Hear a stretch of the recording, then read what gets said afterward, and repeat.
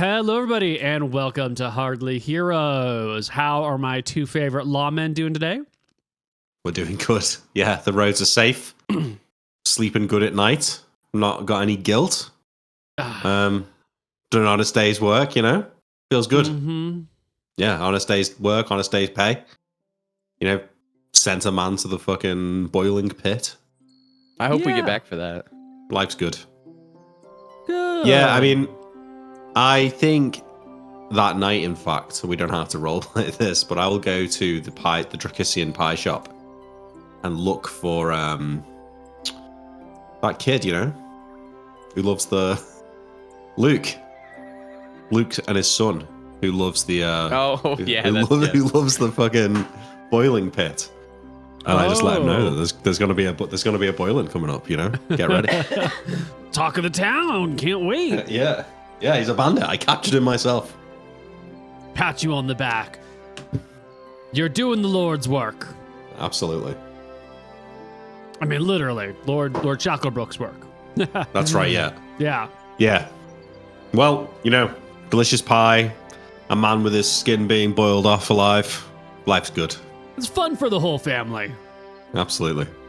You looking forward to that, kid? I say to the little boy. The kid nods enthusiastically.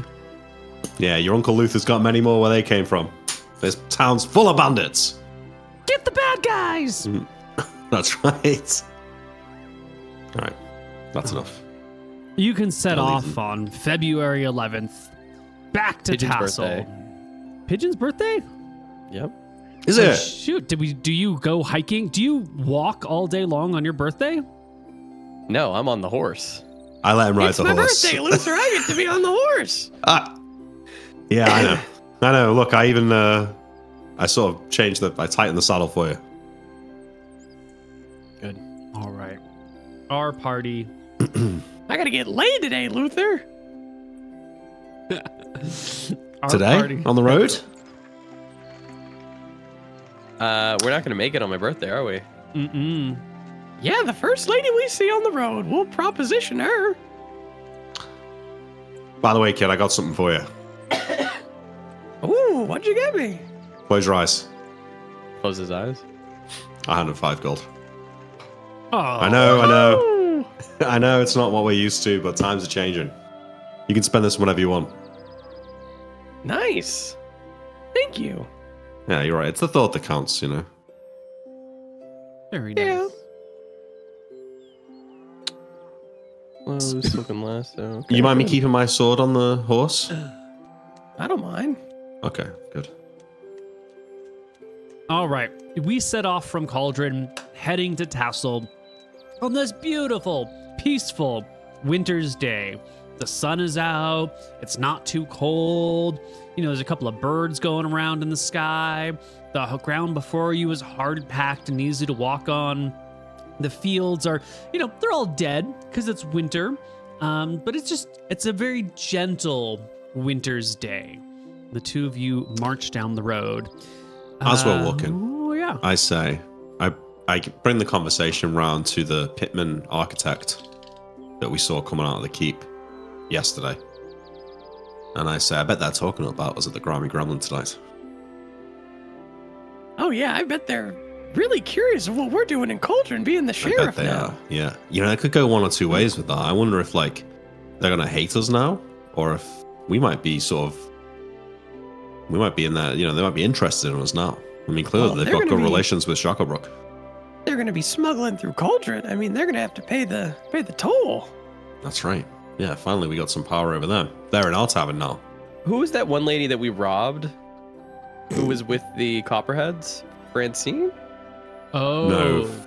Oh, what's it? Yeah, Francine, I think. Francesca. Where was she No, getting Francine, the water? I think Francine. It was Where was Cauldron. she getting It was the water Cauldron. again? It was the spring water from Cauldron, yeah. Mm-hmm. Oh, That's true, yeah. she's going to have to pay us. Oh, yeah. Big time now. That's true, yeah, because that water's the property of Lord Shacklebrook. Yeah, you can't be taking that. Yeah. And not then just any selling old it. And we water, know is how it? much she's selling it for, too. Yeah. I don't like that. No, yeah, if it's worth that much in Stromheim, it's worth something in Cauldron. For sure. That's a good point. Oh, we should have left a note about that before we left, just in case. Oh, well, if she comes She's lucky Oh, if she she'll comes be while we're coming. away. Yeah, well, we might miss her is what I'm saying, but we'll get her the next time. Yeah, we'll get it the next time. That whore. As you make your way down the road on this beautiful day, talking to people who owe you things, whores, terrible, you know, the way that you're going to exploit the world around you, you see in the road in the distance, maybe a mile away, two figures very clearly standing, with weapons out. One's got a spear, the other has an axe and a shield. And they seem to be sort of like sparring or like, standing off with one another. Now, they're pretty far come off. on. Did we already do this one once We've before? already done Yeah. this before, Neil. We didn't fall for it last time. Was that this campaign? No, it was the other one. It was with Potato and Picho. Oh yeah, it was. Was it Outcasts? Maybe. I think so. All right. Well, Yeah. Oh, and that one, it was a trap, right? Yeah. Yes. Oh, this one's not a trap though, obviously. No, I didn't remember the encounter. I was like, what the fuck? What do you mean we've done this one before? But you're talking about, yeah. I know exactly what you're talking about. It was like an old woman and a guy, and a fight to the guy, death. Yeah. Well, All right. it is a lawless, difficult time, and you see this from afar off. It takes like 20 minutes to walk a mile. There's no way that this fight will still be going on by the time you walk there, unless they're really, really bad fighters. But you do have a horse if one of you would like to hurry up to see this battle happening. I mean, I'm not bothered. Let them kill each other for all I care. Yeah. Cool. We'll figure it out later. Lawmen don't care about people fighting on the road. Is that illegal? No, we're gonna. Is that illegal to fight on the Is that road? illegal? It's not illegal, is it? I thought we lived in a free country. I don't We think there's care, any rules just- about it. Yeah. Yeah. We'll let them duke it out and see who wins, and we'll talk to them. Sure. Might have to arrest them. I mean, they could have done a murder. Well, no, the thing is, you're allowed to fight on the road, but banditry is not allowed. So if you kill them, you can't loot their shit because that's banditry. We'll have to We'll have to confiscate that stuff and make sure that their family get it. Yeah, 100%. that's what the conversation we have. Yeah. How's what going? We'll confiscate it. Yeah. By the time you're halfway to them, the spearman gets a killing blow on the guy with the shield and axe, and then sort of collapses onto the ground in a huff and puff. 10 more minutes later, and you are approaching the scene of He's the still battle. The spearman by now has sort of like picked himself up, moved the body off the road, placed himself next to like Did a he loot large it? bush. Hard He to was tell. bent over the body while he was moving it. Maybe he looted it. I don't like that. Maybe not. Yeah. Maybe he was just like hauling the body. You can't really tell. We got probable cause to search him now. We got to make sure that he didn't. I loot got anything. this. All right. Ho there. The Identify spearman- yourself. Spearman, like still holding onto his spear, uses it to help him like stand and get to his feet. And he looks over at the two of you. Afternoon, gentlemen. That's You loot Sheriff that guy? Gentleman to you. Name's Luther. I'm the Sheriff of Cauldron. He looks over. You kill this fella? He nods twice. I He a did. bandit of some sort? He shakes his head. We had a disagreement. We agreed to settle it this way. He puts What a kind of hand over an disagreements? injury on his ribs. I go and look at the body. Like I sort of like kick it over so I can sort of see it flayed out, and I kick his jacket to the side, or I inspect how much armor he's got on. And Neither of them have any armor. The shield is the only piece of armor in the encounter. The dead guy has a couple of small injuries across him, a little cut on his face, a stab on his calf, or on the front of his knee, not shin, the front of his shin, and then a fatal wound right in the sternum. what kind of disagreement results in a man being killed? Property, specifically. He looks to you guys. It's just local stuff. We agreed to fight it out. Does it really matter? Doesn't matter we actually. run this fucking area, man. You got to tell us what's up. You from Tassel? No. Half mile north from here or so, a little farming village. Well, on what the type of middle property? plains. sons and daughters. Oh. Somebody else dead? No, but he wanted to marry my daughter. My daughter's already married to someone else. He said it wasn't a valid marriage and that they were gonna get married whether I liked it or not. And I told him over my dead body, and he said, tell me when and where. Shit. So we came out here to do it. What about your daughter? He shakes his head. She'll get over she's it. She's gonna be very happy. Well, she's already betrothed. Well, who am I to tell a man what to do with his own daughter? But it's kind of bad form to go killing people out on the road like this. You didn't have to do it all the way out here. What's wrong with outside your own shithole village or whatever? This road here marks the end of the county. He's on the south side of the road. He points to the north side. We're over there. Down here, different county. I don't know about that. I mean, my map's Mrs. Old Cauldron's land. What are you talking about? What are you talking about? Who are you? Shacklebrook, he owns from the Misty River to the bottom of the Shelterwood. Yeah. And it's right through the Tassel. It's right through the lake. Halfway through the Miranda Lake. Scoots the Dalek Woods. By what claims? Never heard about any Shacklebrook owning anything. Oh, well. Wait, we must have forgot to inform you. That's the problem. God, they're never informing the fucking good-for-nothing farmers these days about the land change claims. Who's telling you that they got a claim up in the county up there? It's just the way it always was. It's the way it's always been. Then who is it? Ain't no lord right now. Well, there is now, Shacklebrook. And next year, you're going to have to start paying taxes. So congratulations, you're getting a year off. Thanks. Well then, Sheriff, you got any other questions for me, or am I free to take a little bit of a breather here? I've just killed a man. What are you going to do with him? You can't just leave him here. Why not? The wolves will take him. Because it's not good for tradesmen or whatever, you know? It looks bad. He That's what I'm saying. You can't go killing people on the road. What tradesmen? Well, they're not coming now, are they? In the future, if you're going to kill someone, just do it near your shithole village. Don't bring it to the road. He winces when you say shithole village, but he doesn't, correct you. Well, okay, sirs. Okay. Thanks very much. This road's about to be a big trade hub. I crouched down next to the body. This guy rich? I say, patting him down. He shakes his head. Nah. Maybe 50 head of cattle. Not bad. Not great. That's not bad.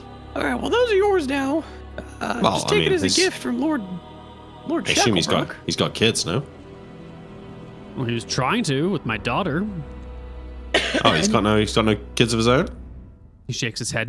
Now that you've been talking to these people for a little bit, you can see the guy with the spear who won the battle is a little bit, he's got to be in his mid-30s, maybe early 40s, something like that. Yeah. The dead guy on the ground is definitely in his mid-20s, maybe late 20s. Yeah. I mean, sucks for the dead guy, but I assume he's got no coins on him. Do you search the body for some coins? Yeah, I do. Nah, nothing. Just his clothes, the axe, and the shield, which is not a great shield. It's very clearly old wood that has been hastily reinforced to hold it together with a little rope strap added in. It's quite amateur. Does this look like it was a fair fight? Neither of them had armor. They both got a weapon. One person had a two-handed spear, one person had a shield and an axe. How more fair could it be? All right, well, you got to get this body out of here when you're feeling better. We're going to Tassel. Yeah, you should be careful. There's bandits on this road, We got ambushed down the road the other day. I'll be careful. There's going to be a boiling and cauldron if you want to go see it. We got them. That's true. Yeah, half-price pies at the shop. The guy shakes his head. I've seen enough death for one life. What Oh, a check this pussy, cow. Yeah. I think. Yeah. All right. Well, have a good day, sir. Yeah. Oh, and Gives let you- your town know about the borders. Will do. I'll let him know, Lord Shacklebrook. And about named generosity with the not charging you taxes. For Of this course, shit. my lord. Of course. Yeah. All right. Well, on Keep your way. going. Congratulations, by the way. Good job. Thank you. He'll slump back down to the ground as you guys trot down the road. I'll throw him a gold piece. I'm feeling generous. Ah. Oh. All right. You're a good kid, Coop. Yeah, I am good. Wait, you want me to call you Coop or you want me to call you Pigeon? No, you call me Pigeon, but Okay. Lord Shacklebrook, he didn't like Pigeon, so he can call me Coop. Pigeon Coop. No, it's inventive. Yeah, I like that, actually. What about when we go into Tassel? What do you want me to call you there? Oh, just Pigeon, yeah. Yeah, okay. All right. We head on the road. Carry on. That was fun. That was fun for your birthday, wasn't it? It was all right. I would have, Yeah. I liked watching him fight and die. That was good. Yeah. All right. You guys can make camp in one of these many little abandoned houses, on one of these abandoned little villages down the road. Find a nice little sheltered spot, sleep for the night. Pick up I the cooked next dinner. day as the cold winds begin to blow down. The winter's taken a bit of a chilling turn. It's not terrible, but there's a strong breeze, and the temperature's dropped quite a bit. You're pulling your traveling cloaks close around you. To Make sure the walk horse in. is okay. Teresa's not too cold. Yeah, she's warmed by your thighs. Keeping it all pleasant. Once, in the morning, if Pigeon goes to get back on the horse, I give you a look that says, "It's not your birthday anymore, kid. Get down off the fucking horse." I get off the horse and I start walking. Yeah. If you rode the horse every day, you wouldn't appreciate it when it's your birthday, Yeah, that makes sense. Yeah. Yeah. Because you know what? When I was your age, I'd never even ridden a horse. Really? Yeah, really. I'd never even left the city, I don't think. Yeah. I guess I've been doing more adventuring than you did when you were growing up. You're a lucky kid, yeah. You've seen a lot of life for a young kid. Oh yeah, I got a lot more to see too. Your mum would be proud of you. I'm proud of you. Thanks. Yeah. Keep it moving.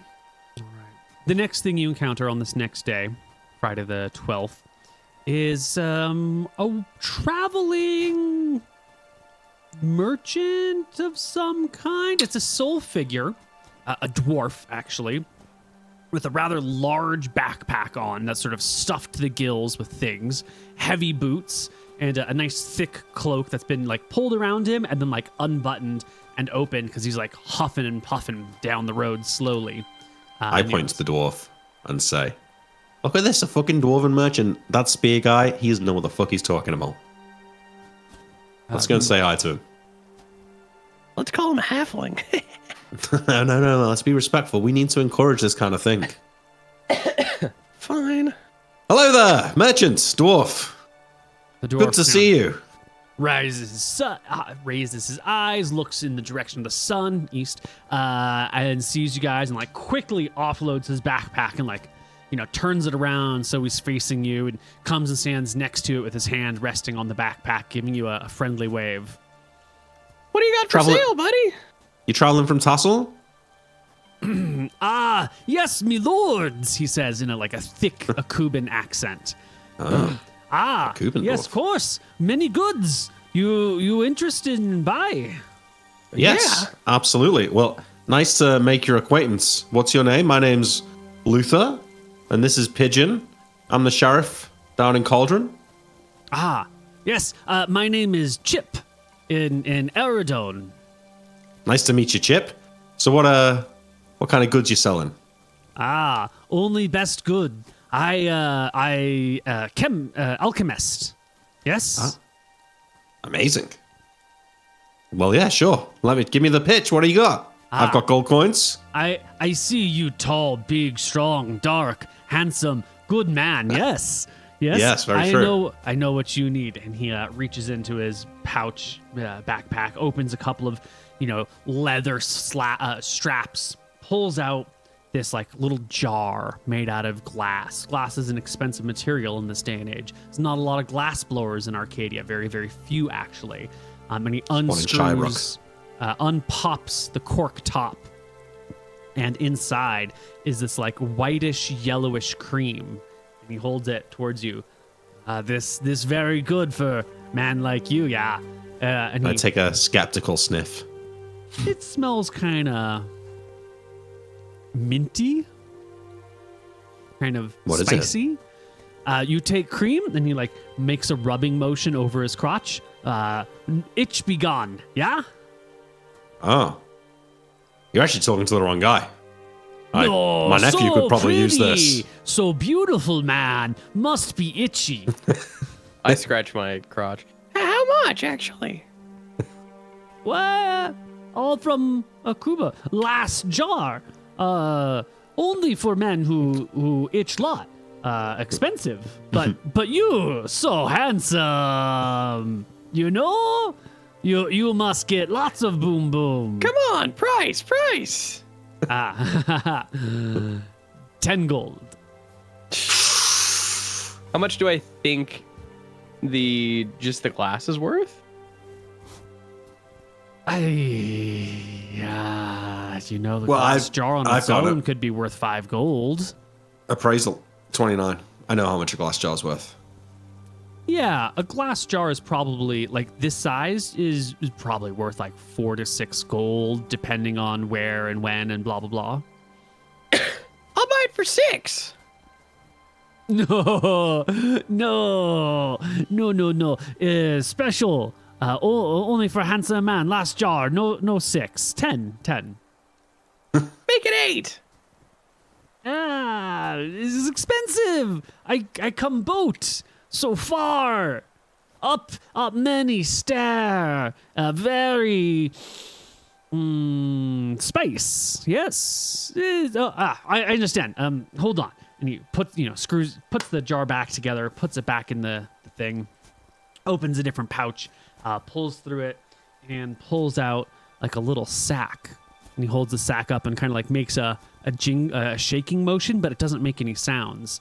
And then he like puts a hand, like, be careful, and opens it and shows inside is like a white powder. This may be more your color. What's that? Is that gnome dust? No. This you toss, you throw, and it make itchy. Very, very, very. Oh, it Oh yeah. How much for that? This. I should have looked up the price before I had it. We do a combo deal. Yeah. Mm-hmm. I think Shacklebrook could actually use the glass jar. This is also 10 gold. But this is very good. This make itch so much. Many uses. You use easy. You use all time. I see you. I see you big eyes. You look like what's the Aradon word for treasure finder? Treasure finder. I'll make you a deal. We work for the Lord of this area. How about we buy today, and you go back to wherever you come from, get more. We can introduce you to the Lord, and you can sell shit to him. Many money. Yeah, I go cauldron now. Yes. Okay, all right. 15 gold for the itchy and then the other one. No. You're busting my balls here. Well, I need make money. It's already so cheap. 17 for both. He goes into his backpack and like pulls out a bag and like shakes the bag. You can hear just a few coins rattling. And he nods and goes, okay. All right, I'll buy it. 14 gold. One jar of... 17. You afford it? ointment. Yeah. I had 31, so I have 14 now. 1 jar of ointment. And 1 bag of itching powder. Sweet. And I assume the jar of ointment can undo the itching powder? He did not say that. I'll ask him. And can this itching powder, or this powder here, will this jar undo it? No. Okay, all cream for rot of crotch. Okay. Special. Yeah. You want no more itch? I have just thing for you. And he digs around in another pocket, and he pulls out. This is a clay jar, and uncorks it. And there's just like a slimy ooze that sort of rolls around in it, and he pops the lid back on very quickly. And goes out. This ooze from big, wet blood sucker get on skin in swamp. Yeah. And you put on you, and skin no more feel. No. And how much for that? For you, 5 gold. 4. 5. 5 I gold only price. have 4. I opened one of the... Because I'd have 10. I had 14 in there. I reach into the bag and I pull out 4 gold. This is all I got. I got 4. Special. Come all the way from Okuba, far away. You make me a sad man. My daughter no have money now. All right, I'll throw in the extra 1 gold. Ah, you such big, handsome, beautiful man. So This guy just scammed beautiful. us. He scammed us. It's fine. It's good, though. Good for him. I think you got some cool stuff there, yeah. Yeah, we got some shit. Okay, so that's like anti-itching ointment? Yes, it's called Leech Love. Leech Love. And how many uses does the itching powder and Leech Love have? There's And the probably jar of about ointment. 10 in each of them. Actually, the ointment probably has like 20, but the other two Okay, each so have about 20, 10. and then the other have 10. Nice. Sick. Well, He is actually giving you the prices straight out of the economics guide. He is giving you normal prices. bad prices. You guys But are... we talked him down, too. You did. Good deal. But if you're going to This is a start good talking dwarf. people down, now I got to start having people try to price gouge you to begin with, and now we're into an economic war. All right. That's where I like to be. Chip, I don't know if you've been down here before, but this road used to be quite dangerous. But since Lord Shacklebrook took over, road's nice and safe for merchants now. So take your time, enjoy the sights, lovely rolling hills. No. Not so safe. No? No. What happened? Town? Yeah. They take my money. They take all my money.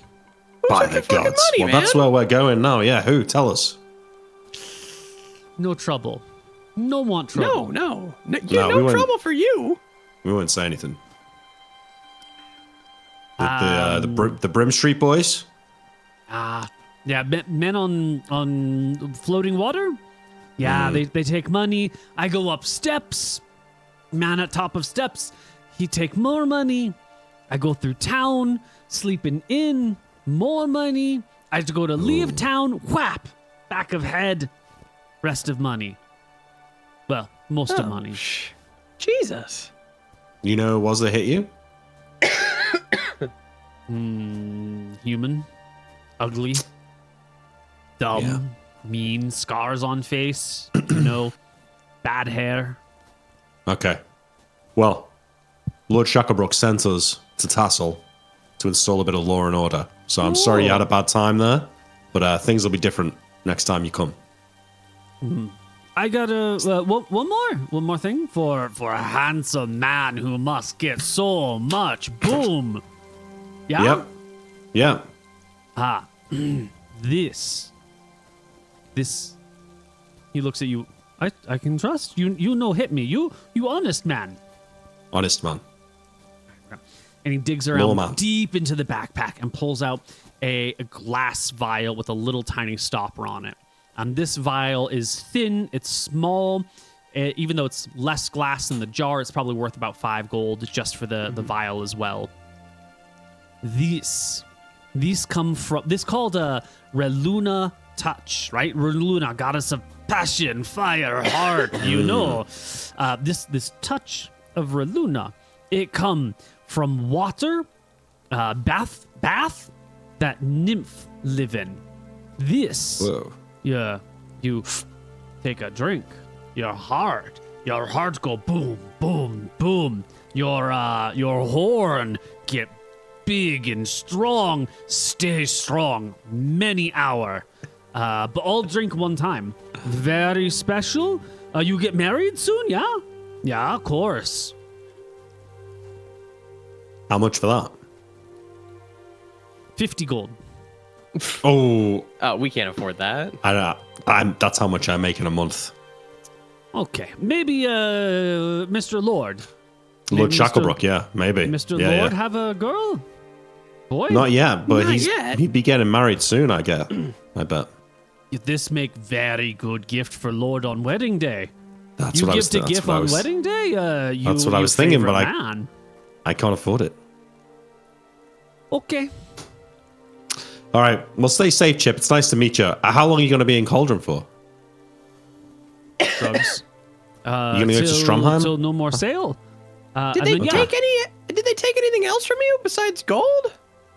Yeah. Because, well, tell us about it. Maybe we can get it back and then make a good deal. I have clay jar. Yeah. Acid. Oh. Acid? Yeah. Dissolve, burn? Yeah. Burning water. Yeah. Yeah. Yeah. You know, Chip, you should be careful in Stromheim. It's dangerous there. It's going to make Tassel look safe. Oh, I wouldn't go to Stromheim. No. Stromheim's fucked up. Big, fancy city. Lots of people. Good money. No, they're gonna kill you there. We're from They won't. Stromheim. They won't let you in the main bit they won't let you where the rich people are. Many people. Big city. Lots of money. I travel alchemist. I am okay. Have you been to Drekis? No. I no go where pig dog come from. Never. Good. I fucking hate those guys too. Yeah. Yeah. Fuck Drakis. Fuck Well, Drekis. We're going to be like a week good or 2 man. weeks in Tassel. But like, you should stay in Cauldron and we'll come and see you when we're there. Make sure you're all right. Pittsburgh's actually pretty nice and up and coming, and there's some rich people there. That's It's true, just- Pittsburgh. You know, I the know. Albatross, the canal. I point to the fucking water that we're near. If you follow Yeah. down, there's city. The road? No road. No road. I get lost. Eyes not so good. I don't. You know? Well, you just stay near water.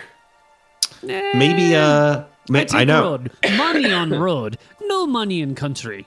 Instead of Stromheim, Shirebrook. you go east to Thornwood and then south to Shirebrook. Yeah. That's better. Trust me. Stromheim's not a nice place. Shirebrook no more. I hear Shirebrook dead. No. Wizards. Shirebrook, amazing. No. 6 wizards are. wizards. 6 wizards. 1, 2, 3, 4, 5, 6. Yeah. 6 wizards. Wizard. Rich Pointy people. hat. Fireball. Yeah. Oh, Tower. yeah. Yeah. Okay. Good Yeah. man. Thank you. Thank All right. you. All right. I offer my hand to Shakers. Good luck out there, Chip. The dwarf enthusiastically shakes your hand, turns to pigeon, enthusiastically shakes your hand, I shake his hand. Yeah. gives a little bow and like a doff of his cap to your horse, and hoists his heavy backpack and starts down If we ever the need cold stuff, road. where are you from? Akuba, very far away, other side Which world. part? Unyaka. Unyaka. And then your family name? He shakes his head. No more family name. Rip. Sorry about that. All right. Well, good luck. Yeah. As we ride away, I say, yeah, maybe if Angus was a dwarf, he wouldn't be such an asshole, because that guy was great. That guy was good. Yeah, I liked him. You know, it doesn't surprise me that the people of the Drakisians hate turn out to be really nice. Yeah, me too.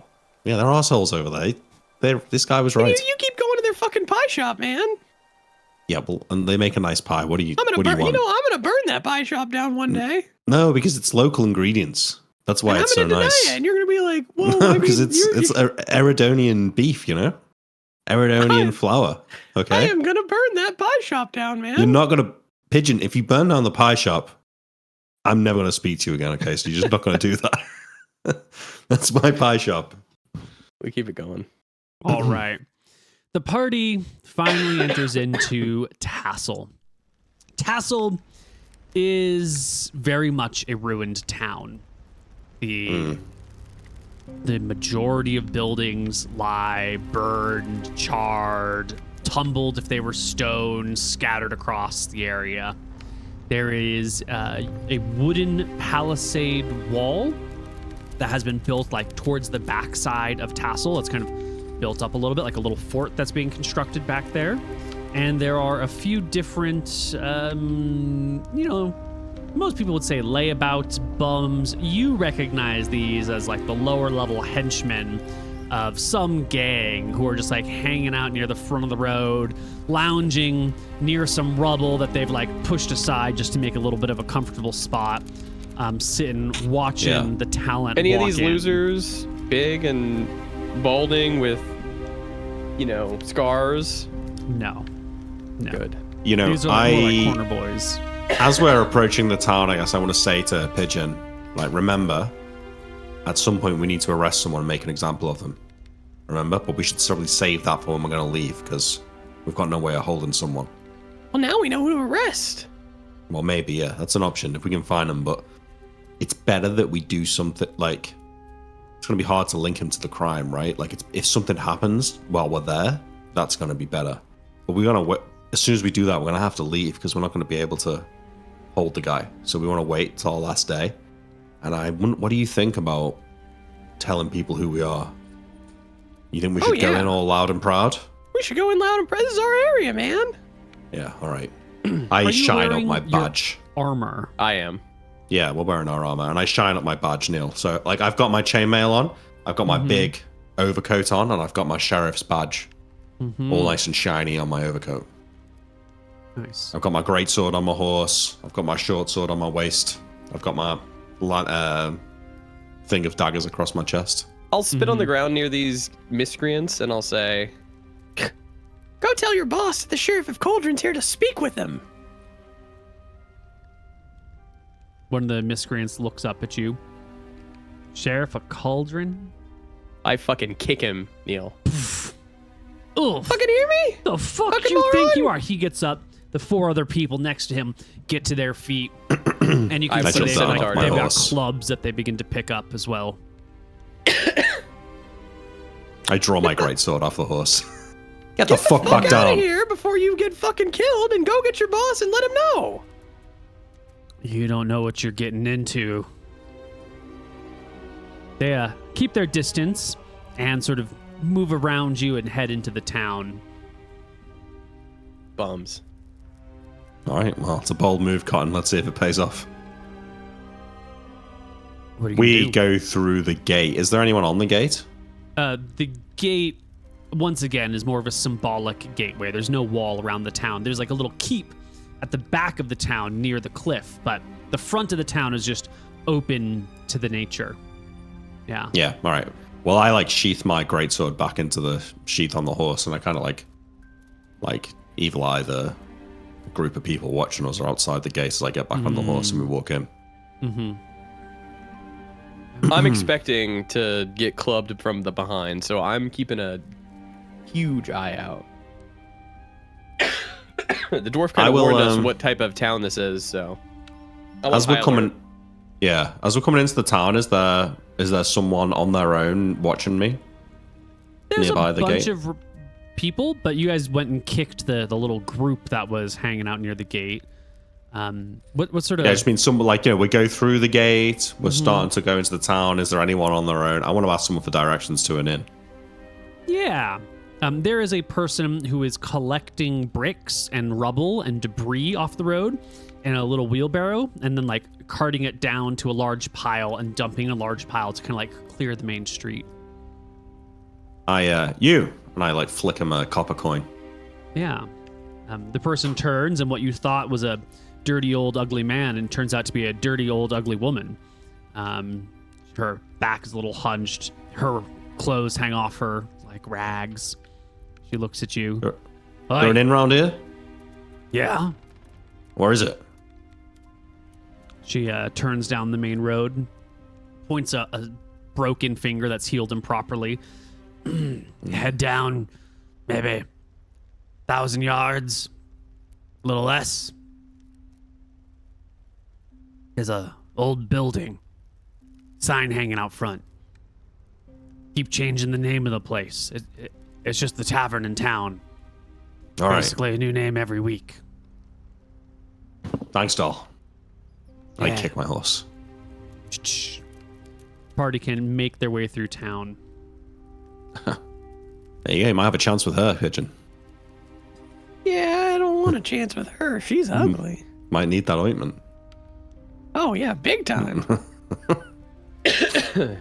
You get to the tavern in town. It's not hard to spot. You've seen maybe 30 people, mostly in groups of 4 to 6.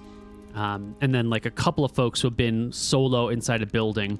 That one woman hauling bricks and debris was the only real like solo person out in the street walking around that you've seen so far. She's 100% one of the cultists.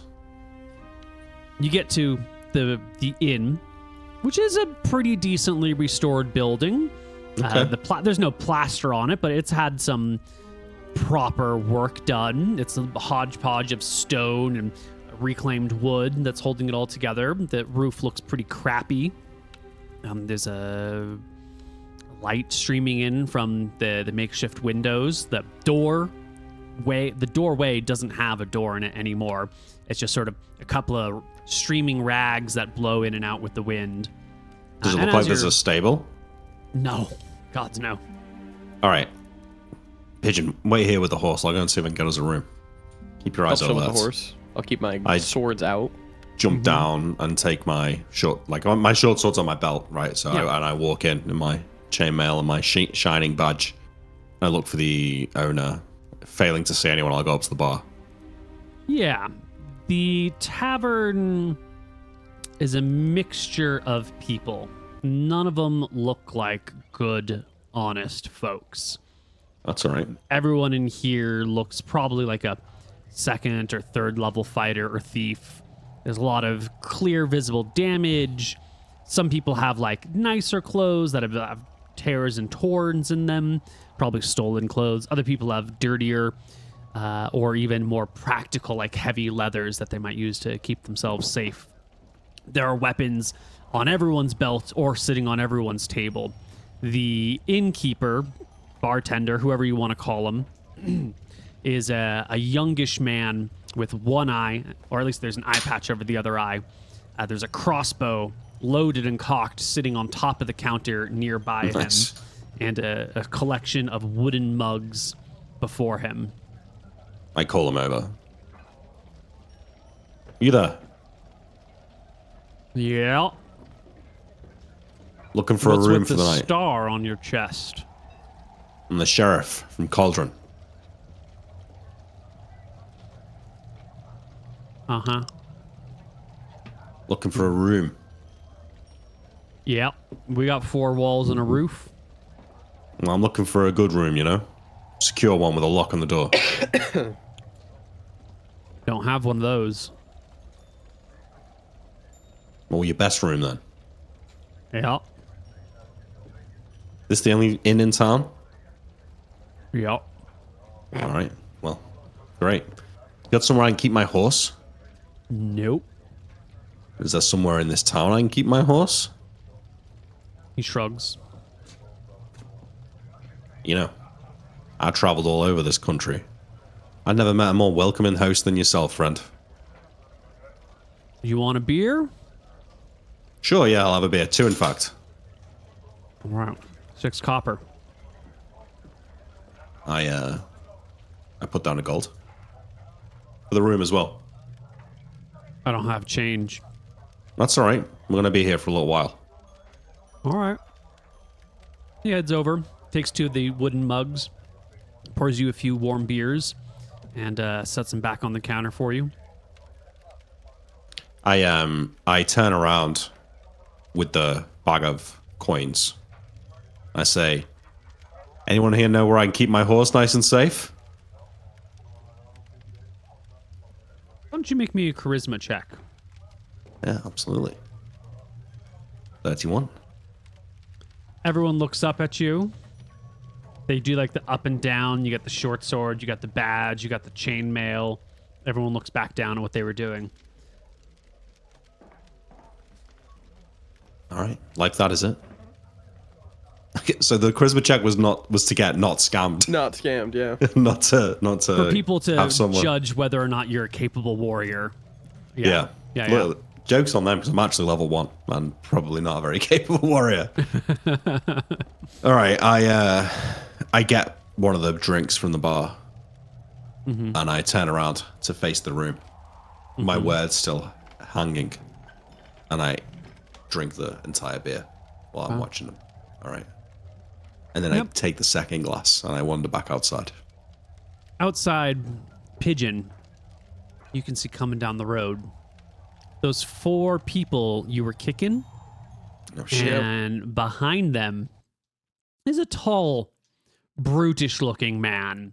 The sort of guy who probably eats a lot of whey protein and spends way too much time at the gym in front of a mirror. He's got like this big, long head of red hair that's just like completely blowing in the wind. He's got a really light shirt with a super deep V that shows off his pectoral muscles. And hanging from his belt is a flanged footman's mace. Okay. And he is walking down the road with the others in your direction. I come to stand next to Pigeon and hand him a beer.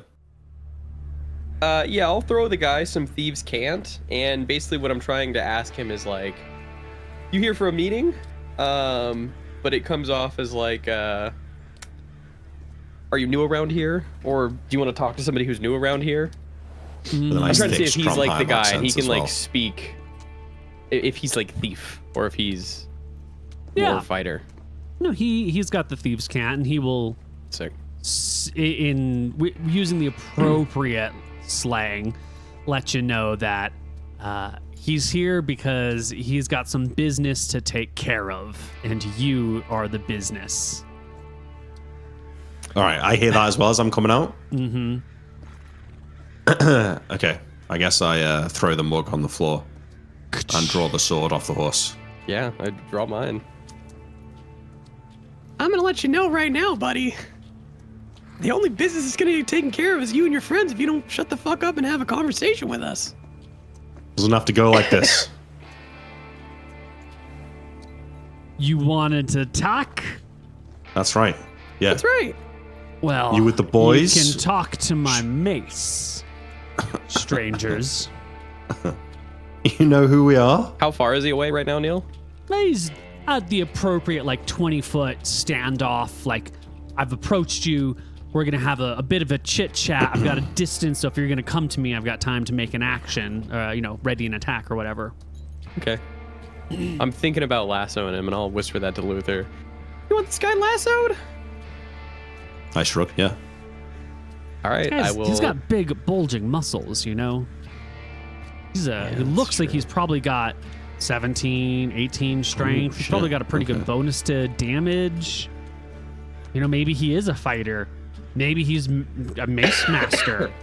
You know, he might be rolling at +4 to damage, +4 to hit. I say, do what you got to do to Pigeon, and I'll take a step forward with my greatsword.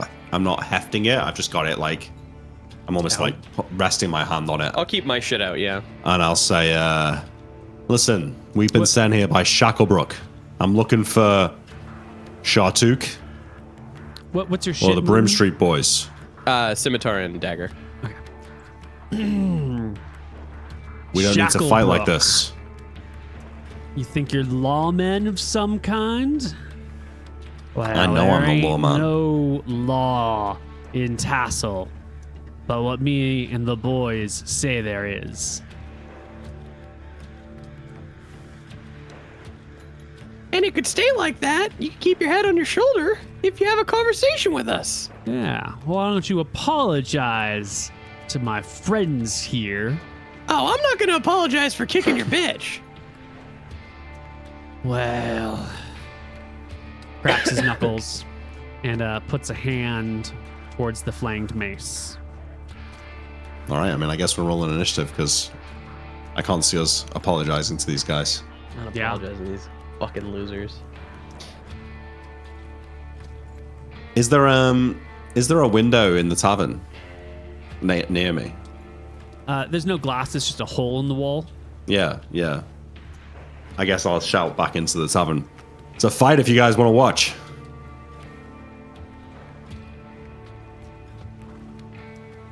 Okay. I got a plan. Boom, Nick. I just had a fucking plan. All right, let's do it. Let's execute the plan.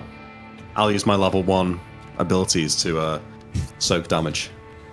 Neil, I'm gonna reach into my pocket, putting away the dagger. Well, hold on. We're actually about to roll initiative here. I'm just trying to find the right token. Whatever you're gonna do is gonna be something on your turn. What's an itching powder roll? Yeah, it's gonna be like a potion, which I think is 6. Is it 6? Yeah, you gotta get into your pack. You gotta pull out the thing. You gotta then do the thing with the thing. It's way slower than like a weapon that's at your side.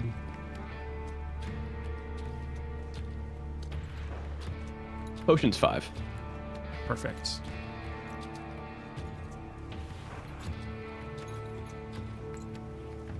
All right, we have a token for us right here.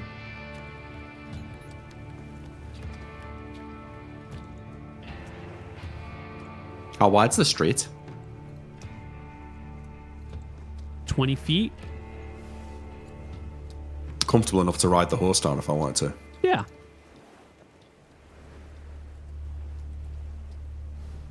Sucks being level 1, I'm not gonna lie.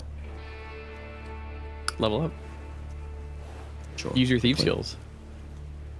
No. I'll never level up if I start doing that. I'm gonna itching powder these fucking cocks. Oh shit. That guy looks fucking hench. Holy.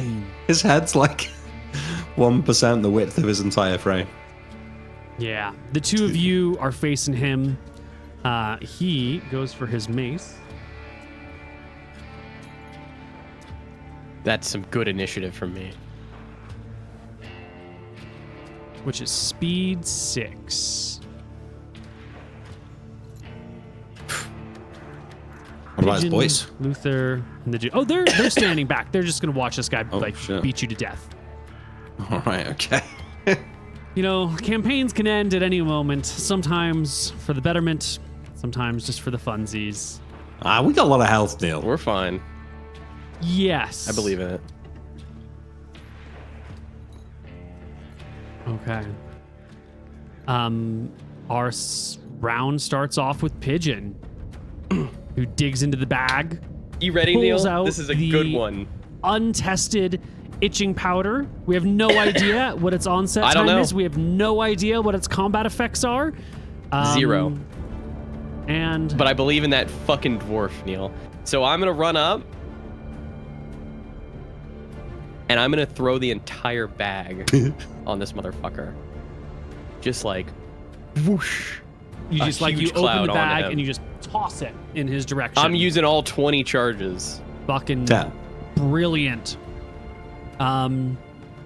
Make me an attack roll. All right, I am gonna be using my throne here because that's what I'm doing. Yeah. Okay. Is there any other bonuses? 15. 15 to hit. Okay. That's a hit for sure. He's not wearing armor, right? He's not wearing armor. What we're not concerned about the powder getting on him. What we're concerned about is throwing powder a short range outside on a windy day and where else the powder goes. Just looking for my effects here. This dwarf is a hero. Yeah. Yeah. The powder goes up. You've a smart character, level 7 thief. You've already accounted for wind direction and all of this, and you make sure you are not standing downwind of where the powder is going. Something many people might have forgotten in the heat of the moment with the excitement. The powder blows all over this dude. Now, you did 20 doses. That's right. I just used it all. Wait, no, it's 10, wasn't it? No, 10. Yeah, you're correct. Yeah, okay. Yeah. All right, that increases the DC of his saving throw by a lot. All right, here comes the save. Oh, wait, I gotta look up his.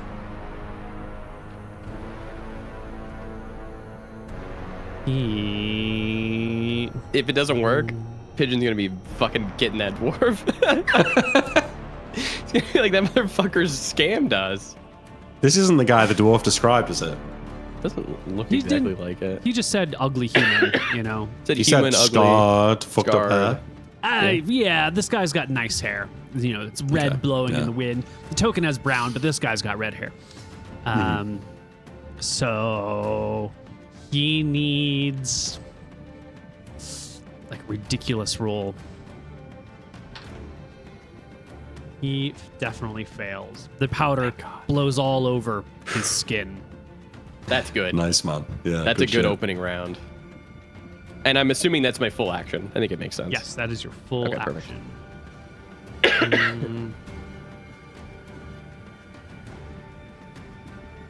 You got a great sword, this motherfucker, Nick.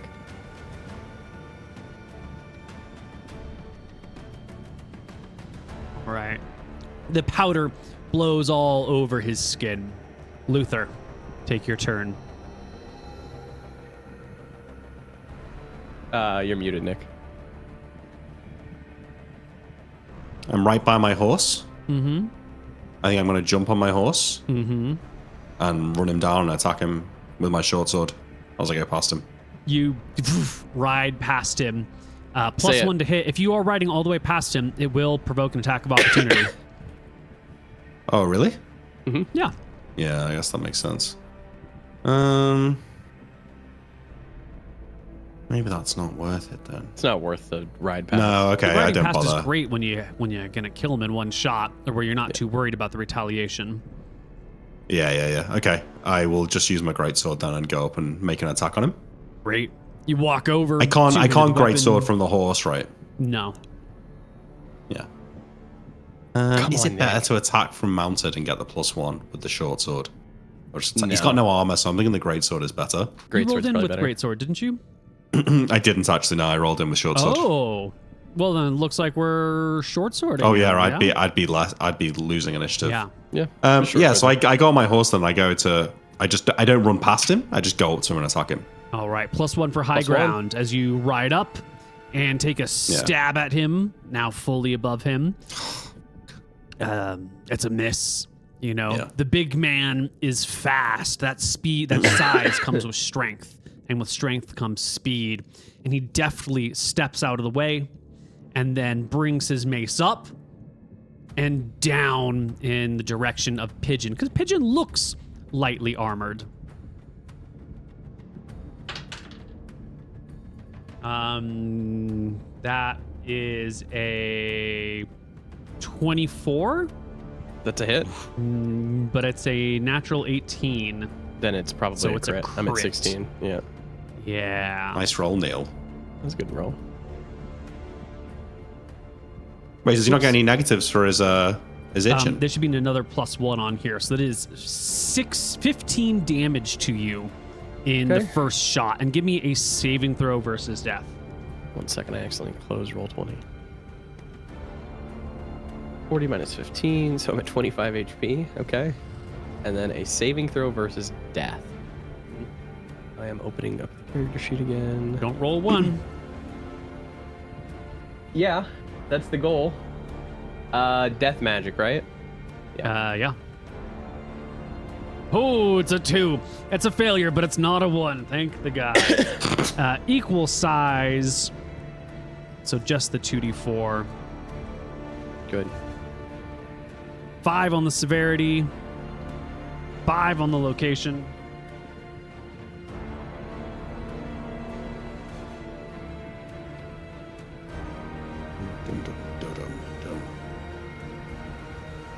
It's right in the chest.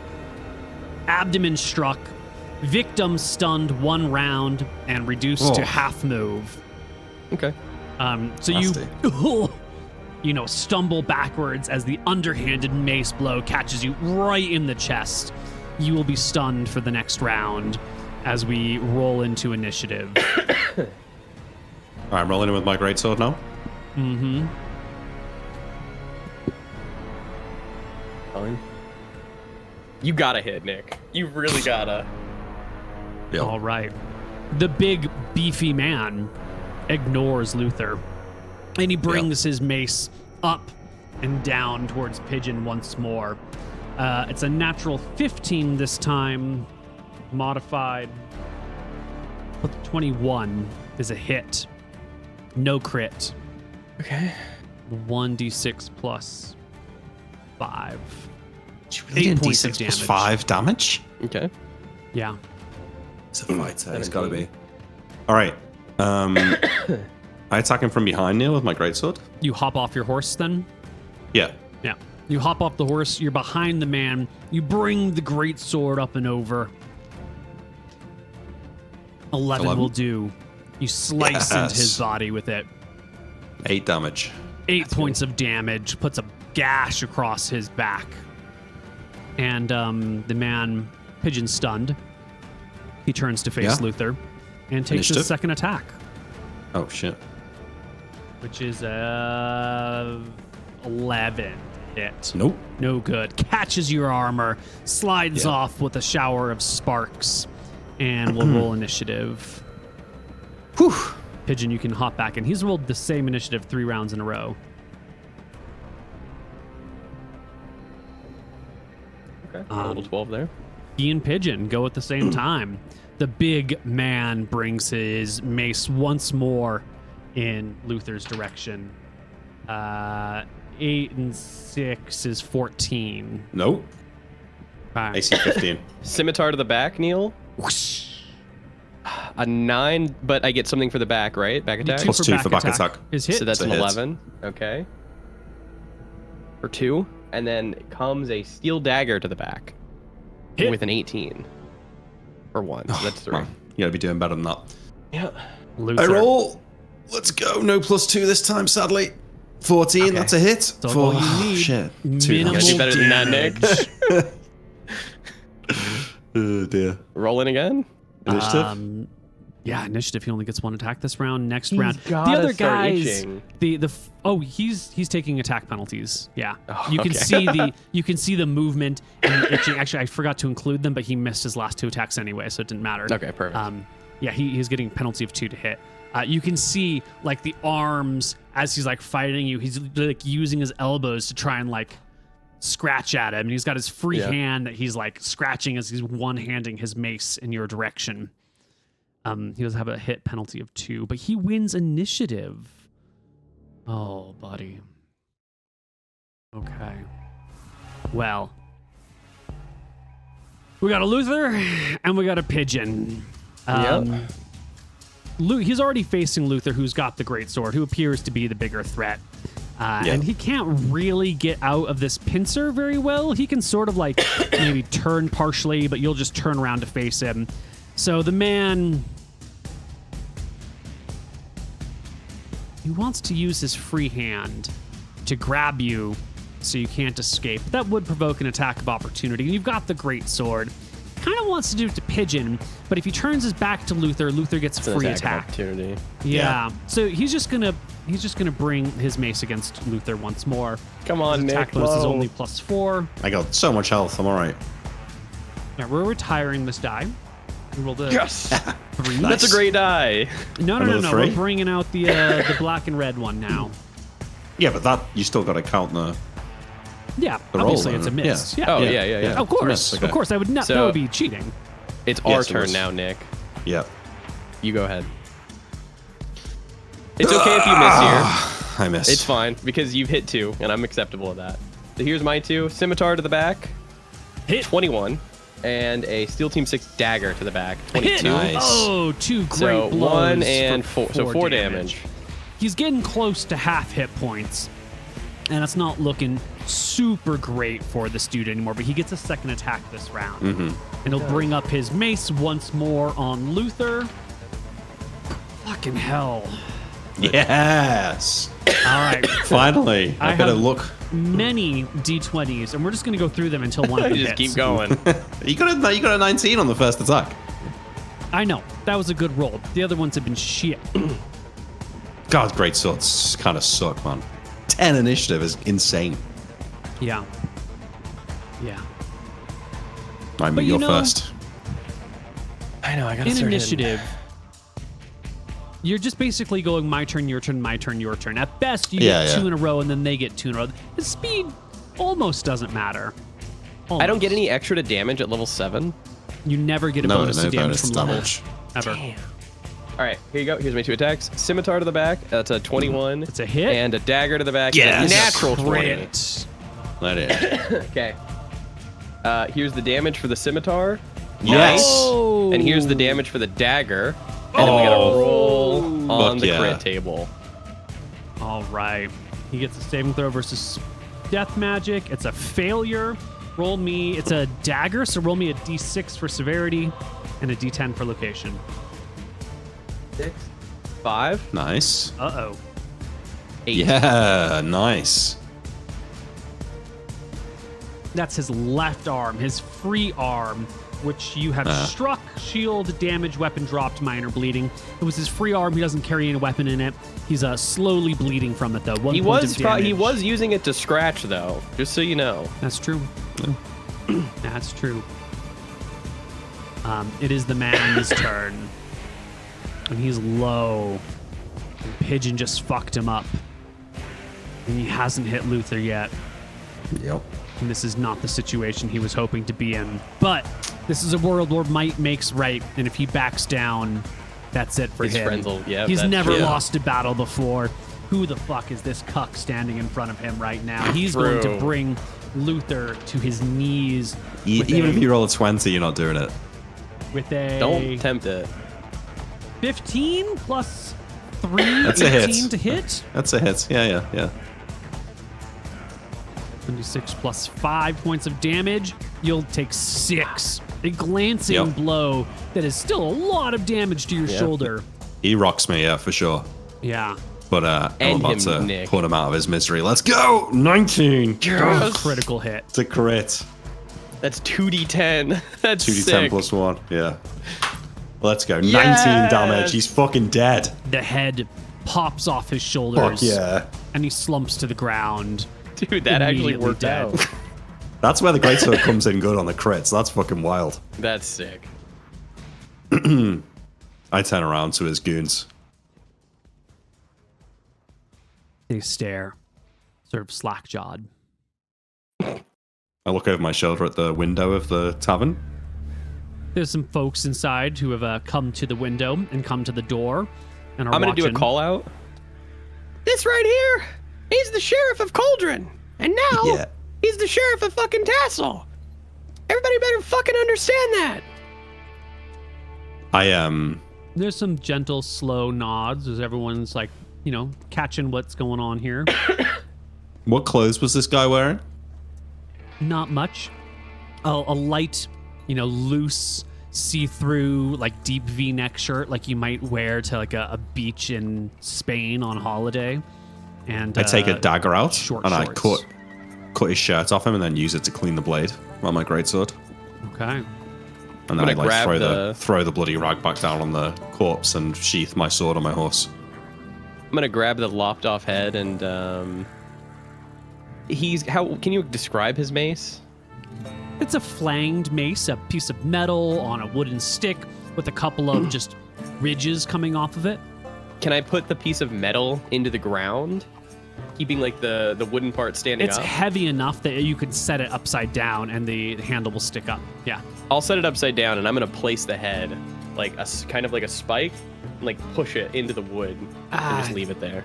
Okay. Head on mace, body in the middle of the road.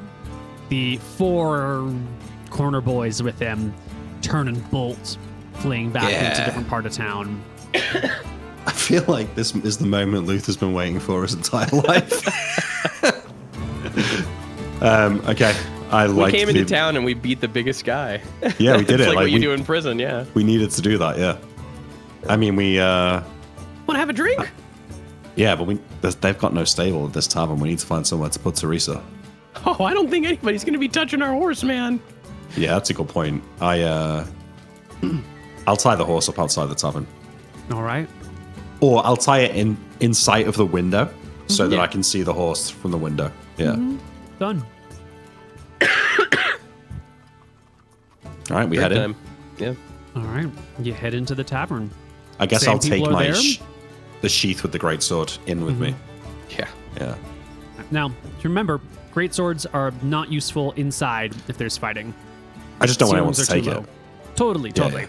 I Yeah. just have to remind everyone all the time. Yep. Yep. No, I get it. Yeah. Okay.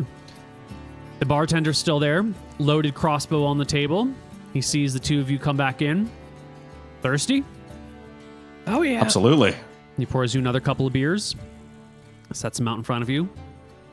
Yeah. I take out some like rags and start like bandaging wounds, and I hand a couple of bandages to Pigeon. I bandage. All right. You patch yourselves up. The other people give you plenty of space. No one comes to talk to you. This is something you're getting used to as lawmen, is that people don't really want to talk to you unless they have a problem. It's generally best to leave the cops alone. You don't want their attention. Even if you're a good person, it's better just not to have an interaction with a cop than to do it in a lawless place like this. I'll ask the Especially in a bartender. town like this, yeah. Yeah. What was that guy's name? Bruce. Who was he a part of?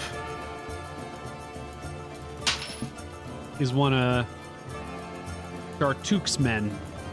Oh, One of his lieutenants. Okay. I So mean, that's not even the big guy. No, we had no choice though. Like, we had to. No, we're not gonna suck his dick. Yeah, fuck that. Where's this Shartuk guy based? We were hoping to have a chat with him. I think he's gonna come find you pretty soon. All right. Probably just Good. stay right he- where you are. Is he more amenable? Is he an open to a conversation type of guy? Rarely. I nod. I I'm going to think spend my time making myself look as little beat up as possible, Neil. I'll probably Yeah. even ask Luther to maybe help me out with that. Or can you not do I that mean- anymore? Blood, do the bandages, try and tighten your clothes up a little bit, dust yourself Yeah. off. Yeah, I saw you out. I mean, I start thinking about what I'm going to say to this guy. Like, we need to impress upon him that there's an opportunity for him. We just If explained, each- honestly, what happened, I think. We were trying to Yeah. talk to this guy. He fucking wouldn't back down. And we had to do what we had to do. Now, However, we have an opportunity. Oh, sorry, go ahead. I do need to say that you have been critically hit. And there are penalties that come with it. And since we're still in a dangerous situation, it is worth talking about. 100%. You had your torso struck, stunned 1 round, reduced to half move. So you are reduced to half move until this wound heals, which it'll heal naturally as if it were a loss of 2d6 HP. Okay. So it'll take a while. Should and I roll it? Then, I'll roll it in secret. You'll roll it. Until then, you have half movement speed. No I'll be the horse penalties, but you're moving Yeah. slowly. Like your ribs are not quite cracked, but slight hairline fractures, very slight, Yeah. maybe heavily. How does that bruised. manifest? Is it like, can he walk at normal speed, or is he doing all types of movement at half speed? All types of movement are at half speed. Like as he walks, just this flexing that's happening in his ribs is super painful. So he's got to move slowly. Fighting is also super painful, but for some reason you don't get combat penalties because the books are nice to you. All right, cool. Luther, I'm pretty fucked up. Can we do our talking sitting? Yeah, well, hopefully. If Bruce is just the henchman, I'd hate to see how much of a good fighter Shartuk is. Yeah. Hopefully it doesn't come to that. Okay, well, I mean, we sit in the bar. Yeah. I lean forward and check out my horse, make sure it's okay. You see fact, some. I I don't think it would be very strong for us to fucking kill a guy and then immediately flee the town to go to Cauldron. Like, that's No. I asked more the what innkeeper if bandits he's do. got any food for the horse. Nope. How about for this? I put a gold on the table. Doesn't make food appear. You don't have any food here? Not even human food? You want to feed your horse some gruel? Yeah. All right. He'll take the coin off the table. He'll turn around and he'll shout a word in a language you don't understand. And plodding out of the back room comes a goblin with chains around his neck and arms. And he'll talk at the goblin in presumably the goblin tongue. The goblin will bob his head. Is this a spit-turner goblin? It's not a spit-turner goblin. No. And in a little bit, you'll see a goblin haul in a big sack of oatmeal, essentially oats, out into the area and just sort of like open the bag. Yeah, that's perfect. I mean, thanks. And I take the, I don't know if I've seen a goblin before. I take the oatmeal from the goblin and I head outside. Oh, no, the goblin takes it outside for you. He goes and just opens the bag in front of the horse and hurries back in, his chains dangling all the way. I gotta make sure I follow outside anyway. I want to make sure the horse is all right. Yeah, the horse is a little unnerved by the goblin, but the goblin leaves pretty quickly. You'll notice the goblin is squinting super hard in the daylight, like the sunlight is painful to his eyes, and he hurries back in pretty quickly. He's got chains around him, and they also like drag on the floor. So everywhere he goes, you can hear the sound of rattling chains. And if you needed to, you could step on the chains to like keep him from running off. Poor little guy. Does he doesn't have a name in the human tongue that you're aware of. Yeah. All right. I make sure that anyone who's like side-eyeing my horse gets a mean look. Mm-hmm. You don't have a healing potion or anything, Nick, right? I don't think so. Anything like that was taken from us, right? Probably. Yeah. Oh, yeah, definitely. Yeah. Cool. Well, I don't think our goal should be to fight Shartu. I think agree. I think we can apologize for killing his Bruce. Like, we didn't need to come to that, you know? Yeah, I agree. I don't want to fight. I didn't want to fight this guy. Yeah. All right, you let me do the talking when he gets here. Yeah. Holding his ribs. Why don't we take a short break so I can go get some water and blow my nose, and we'll be back in just a minute. So, we're hanging out in the tavern. And I'm going to move to a different location and try to be like Strider, where like blend in and nobody sees me. Except for everyone in the room who just watched you walk there, right? Correct. Yeah. I'm only worried about the people who are going to be coming in soon. Mm-hmm. So I don't know if you want to hide check or something like that, but I am trying to be quote unquote unseen. Now, if someone tips him off and points, I mean, then, you know, it is what it is, but. Right. I will make a hide check for you when it becomes important. At that moment, we'll roll the dice, because otherwise I'll forget the rolls and the modifiers and everything. Okay. And Luther, you just wait at the front of the bar. Wait for this. I sit at the bar and wait for Shartu to come. Yeah. Well, a little bit of time passes. You know, the long minutes start to blend into an hour. The sun seems to be going down. You've been on the road all day. Did we get a key for our room? No, he hasn't even taken you to your room yet. You've just ordered one. Okay. Yeah. All right. And the sun begins to go down in this quiet, dirty, nasty little tassel of a town. When we start seeing it's getting late, I am worried about our horse at that point. Yeah. So I think that you should figure something out with the horse. I mean, I don't know what there is to figure out. I just think horses are more problems than they're fucking worth. I call the bartender back over. I mean, I finished my drink. Next time I'm seeing him. Yeah. I say, listen, I need somewhere to put my horse tonight. You got like a backyard or something? A yard? Mm-hmm. No. I got coin, buddy. Stop fucking around with me. Listen. I've been nice and pleasant to you. Where do you think you are? This ain't the sort of town that's got stables and amenities. I can't be the only fucker with a horse in this town. The only fucker with a horse problem.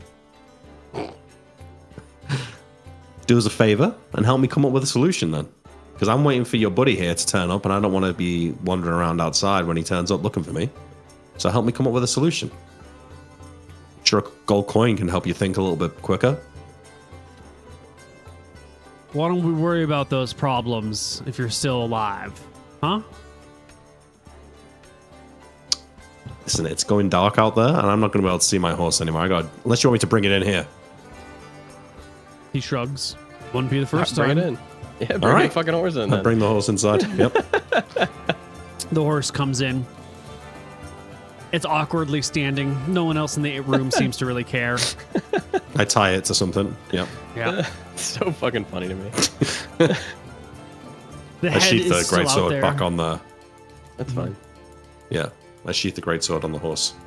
We left the body, and just so you know, we didn't loot it. Yep. We're not thieves. Body's out there, the head's out there, the mace is out there. The sun's definitely beginning to go down when some lantern light appears in the street. And there's a tassel. Tassel of maybe 20 folks. Shields, spears, axes, knives. And they quickly surround the tavern. You notice them out front, and then as you start to look for maybe alternative exits, you can see there's already like shadowy armed figures around there. And coming through the front line near the front door, illuminated from behind by the lantern light of his minions, has gotta be Shartuk. This is the Lantern Boys. A tall fellow, maybe 6'2", 6'3", something like that. About your height, Pigeon. Yeah. Barrel-chested, kind of built like Luther, maybe a little stronger, maybe a little, more protein in his diet. He's got a chainmail shirt and chain limbs, decked out pretty well. He's got steel boots with greaves on them and some bracers over his arms. At his side, he carries an arming sword on one side and a short sword on the other.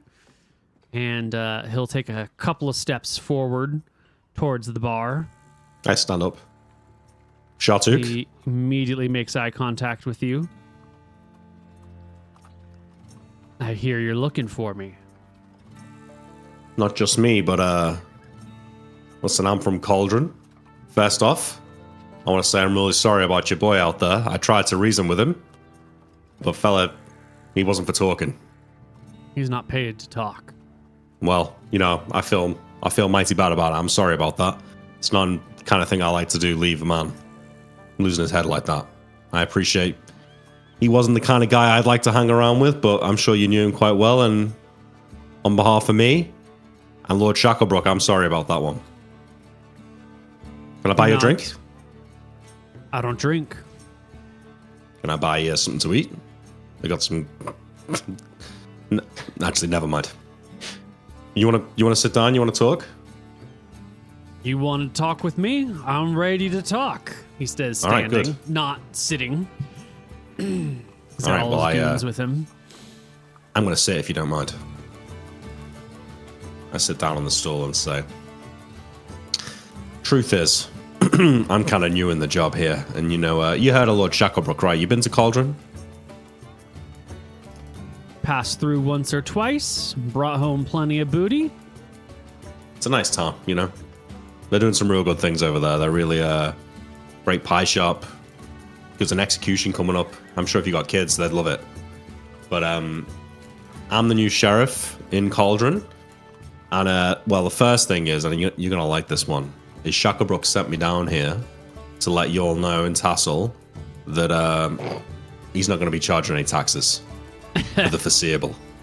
So don't worry about that one. That one's on us. Yeah, that's what I thought. Second thing is, though, and this is where I've heard good things about you, Shartuk, is that I hear there's some trouble. I lower my voice and I scoot my stool over a little bit closer to him. I heard that there's some trouble in town. Some guys down the docks going by, is it the Brimstoke boys or something? Some weird old women A witch, perhaps? We don't really like the sound of thieves, you know? And we don't mighty like the sound of witches either. So we was kind of hoping that we might be able to help. You know, it would be in our interest if someone who understood, you know, the hierarchy, this kind of might makes right sort of thing, took control here. You know, stopped all the witchery, stopped all the thievery. You know, we'd like to work with you, smooth things over a little bit in this town. But like I said, I mean, I'm really sorry about Bruce. That almost sounded like you were giving me an order to get rid of these thieves and witches. That must be hard of hearing. Not in order, no. I mean, listen, if you could have... I'm assuming if it were that easy, you would have done it already. You saying I can't?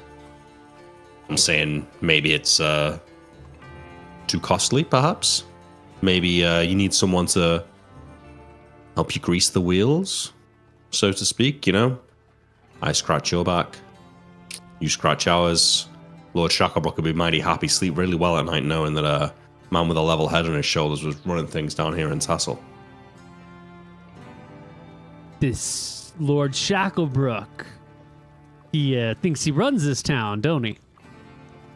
Well, no, not yet. No, I mean that's what I'm saying. You know, he's looking for someone to run the town. Because the thing is, these days the world's a changing, and that port down there on the docks, mighty important trading port. You know, all sorts of stuff coming from Koibu. They got dwarves these days.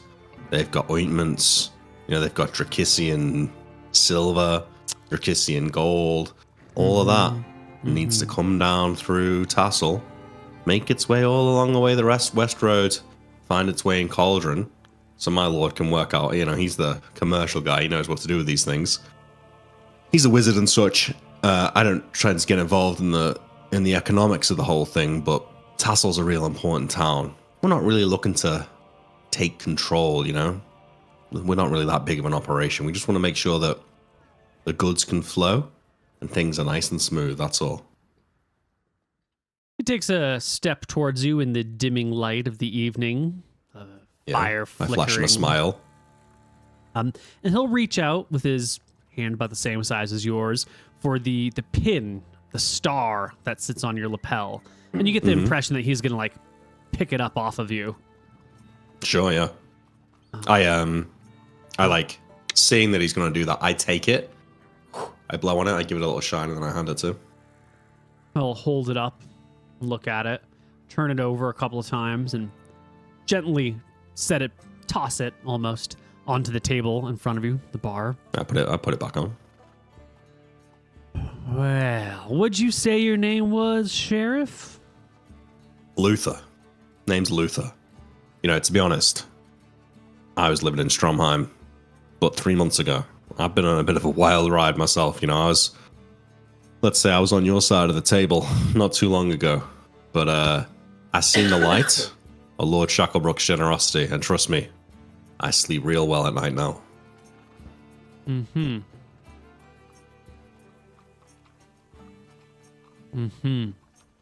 Tell you what, though, first thing you could do in this town is get a better tavern, because this place, it's not great. No offense, I say to the innkeeper. Chartook nods. Ain't my tavern. You got one? Something close to it. They told me this was the only one. It is for you. Oh. So if I get this right, we only just met. Sheriff Luther. That's my You're name. here to tell me Lord Shacklebrook isn't collecting any taxes. That's correct. Yeah. And you're offering to clean up some muck around here. Listen, you seem like a nice guy. I don't want to make any promises that I can't keep. Here's the truth of it, right? How do you know I'm a nice guy? I can tell. Well, you're much nicer than that Bruce guy. Who told you these things, huh? Here's the honest truth, right? Shacklebrook told me to come down in here and he told me to find out who we could work with. And I did a little digging around. I heard about you, Shartuk, and you sound like a reasonable guy. You sound like our best bet here. So, like I said, I mean, I mean it when I say I'm sorry about Bruce, really. You only been in town for a couple hours. How do you know anything about the others? You sure you're ready to hop into bed with me, baby? I mean, we're just getting to know each other, aren't we? But I've got my information sources. Like I said, I lived in Stromheim my whole life, and I've worked with the pitmen. I know some ways to get some information.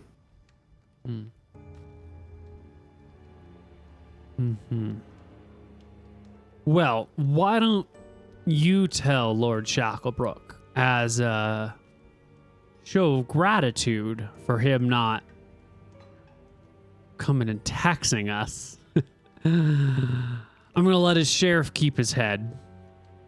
Mighty funny. And why don't you also go tell Lord Shacklebrook that I would love to see him come down here and enforce his will.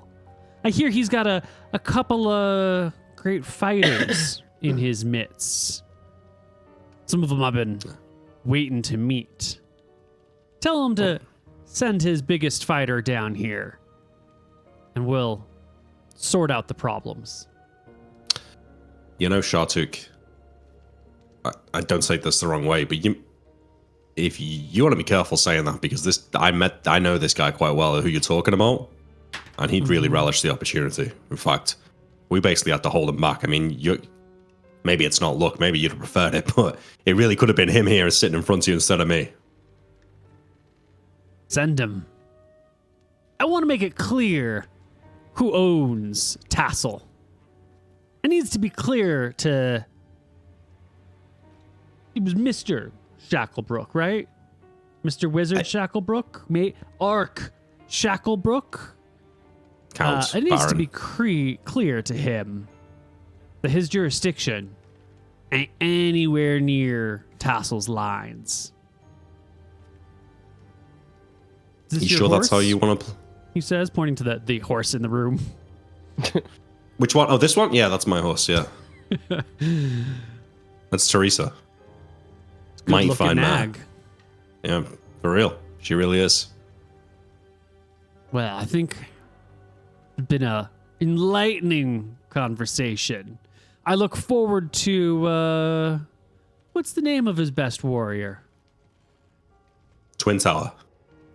Twin Tower. I look forward to meeting Mrs. Twin Tower. It's Mister, but yeah, I see what you're trying to do there, though. Good. That's real funny. Yeah. He'll reach into his pocket and he'll pull out a pair of gold coins and set them down on the bar and look to the bartender for his tab. And all right. Gives a couple of pats on the bar. Mm-hmm. I offer him a hand again to shake his hand. He looks at your hand. Ooh, natural 20 on his ballsiness check. And he takes your hand and turns and gently pats your hand like you might do condescendingly to an annoying child. I think to myself, it's real easy to be the big guy when you've got 20 fellas backing you up, isn't it? Okay, yeah. Mm-hmm. So I let him do that. Yeah. And then he heads out, walks through the lines of his people, and they hang around, for another couple minutes in an intimidating sort of we're just standing outside. We got lanterns and torches and spears. And then they slowly disperse. Do they into the town. collect the body and the head and the mace?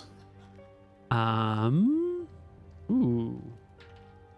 Yeah, by the time they're gone, you can look out into the street, and while the place was surrounded, someone must have moved the body and everything, because by the time they're all gone, the body's been dragged off. So that's not our guy. No, yeah, that didn't sound like our guy. Doesn't sound like I turn to the barkeeper and I say, all right, well, I'm still alive. We going to do something about the horse? Or is he all right down here for the night? There ain't no place in town particularly safe, but sounds like old Chartook gave you a stay of execution, so put your horse anywhere you damn well please. Well, thanks very much. You can put those 2 gold coins to our tab. I assume they're going to charge me extra for the horse. He sweeps the coins into his hand and pockets them. All right, I think we stay the night, Nick, and then I think we get the fuck out of here. Come back a bit later. No, we can't leave. We need to investigate the Brim Street boys. Yeah, but I think we maybe go talk to Barbara Ann or send a message to her asking about it. I don't know. We're here now. Like, why not? I'm on like a 4th HP.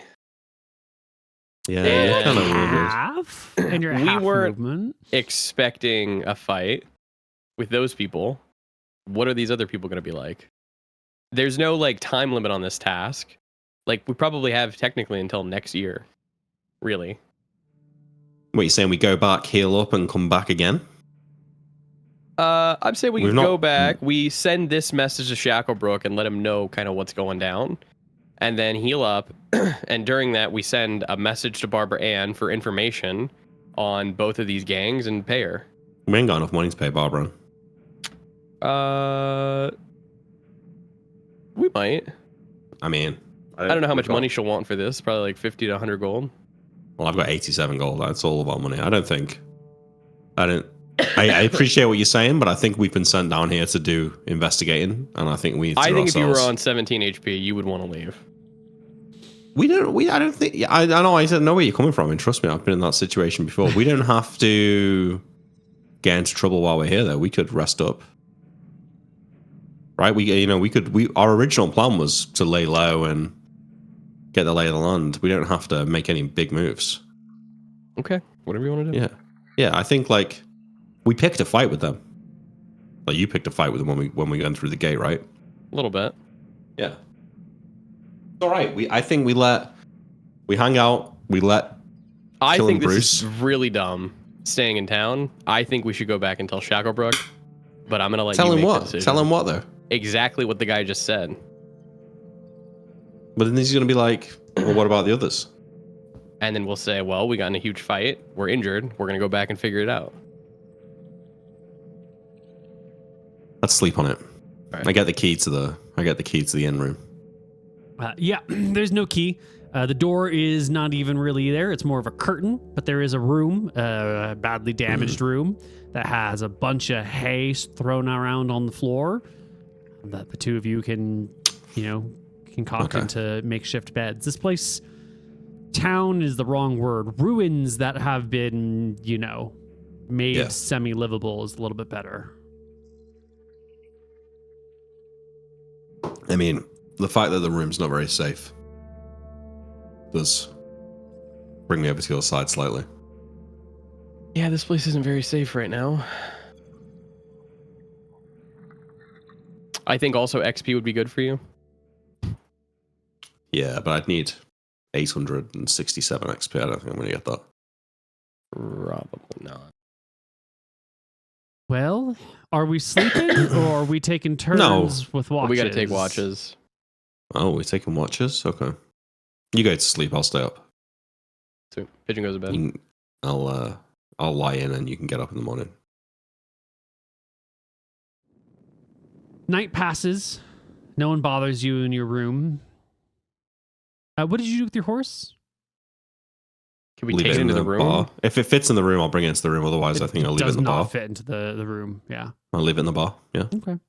When morning comes, there's the goblin down there scraping horse shit out of the barroom floor. Good. Into a wheelbarrow and chucks it somewhere else. Good.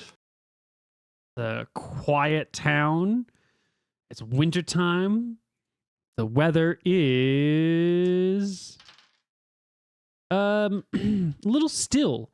There's a very gentle snowfall coming down. It's cold, but it's not super freezing. It's a little dry. Mm-hmm. Yep. Pretty still. Okay. Party. All right. Well, in the morning, you wake up and then I'm going to get a few hours sleep. So you can kind of just like keep watch, yeah. So when I wake up, what do you think? You think we should leave?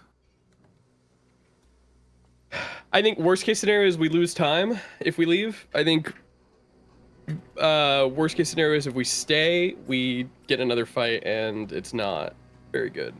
I'm worried that if we go back and we tell them what we heard, that Twin Tower's going to want to come down here and he might get himself killed. And that'd be really bad. Listens to Shacklebrook. Yeah. And Shacklebrook has a pretty cool head. Yeah. I think that walking down into the docks and trying to speak to those guys is probably dangerous.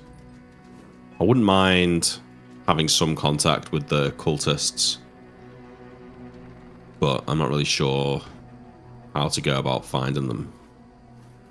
What do you think about just doing a bit of a walk around town before we leave?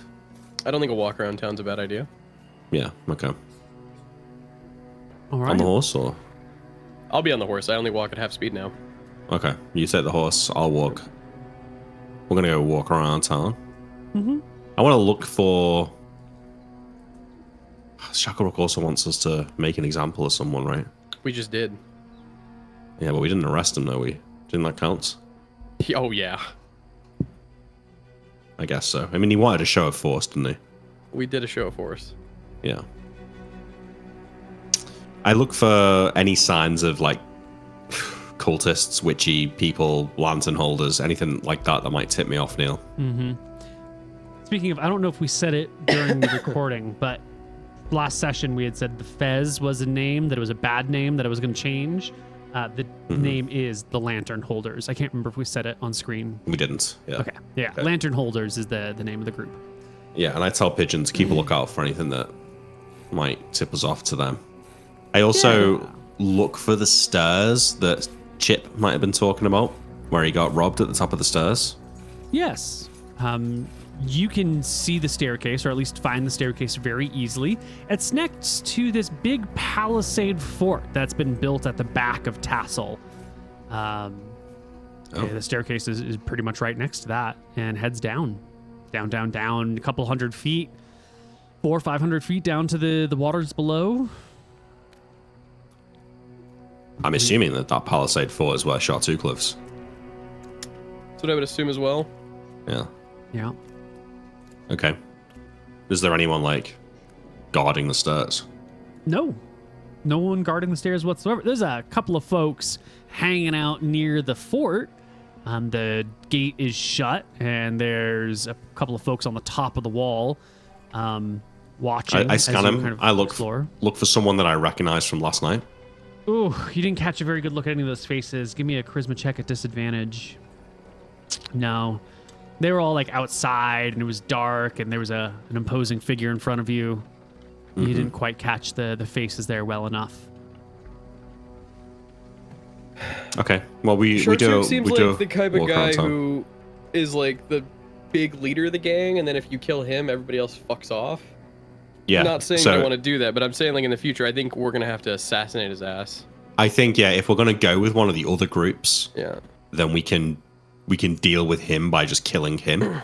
Yeah. And that'll be the end of them. He's a warlord, right? Like when Neil described them, there was the Brim Street Boys, there was the Lantern Holders, and then there's Shartuk, who's a warlord. So like he is the gang. So yeah, I think we kill him and they're done. So I think that's right. We could assassinate him. Or you could probably assassinate him. Probably. Yeah. Did you want to head down the stairs or search the surface for the Lantern Holders? We do both. Search the surface and then we'll go down the stairs. Surface first, though? Yeah. Yeah. You walk through the town, and very quickly you will find a recently constructed wooden building that has a couple of posts out front with lanterns dangling off of it. That seems like the place of the Lantern Holders. All right. Give me a... Here, you take the horse and go for a walk, and I hand you my sheriff's badge. And my sword. Okay, I'll take them. I make myself look. Should I take my chainmail off? No. No, in fact, I'll keep my short sword and my chainmail. And I'm gonna knock on the door. Yeah. You give a couple of raps on the fresh oaken door, and a few moments pass before the door opens, and standing in front of you, oops, is an older woman, early 60s maybe, silvery gray hair, wearing red robes, with sort of soft, kind eyes, but like enough wrinkles and lines to let you know that she's had a lot of expressions across her face her whole life. Seen a lot of stuff. Greetings, Mom. I was attacked on the road and I'm wounded. I'd been told that perhaps you might have a healer here. She looks you up and down, and nods her head once. We do. Who are you? I'm a traveler from Cauldron.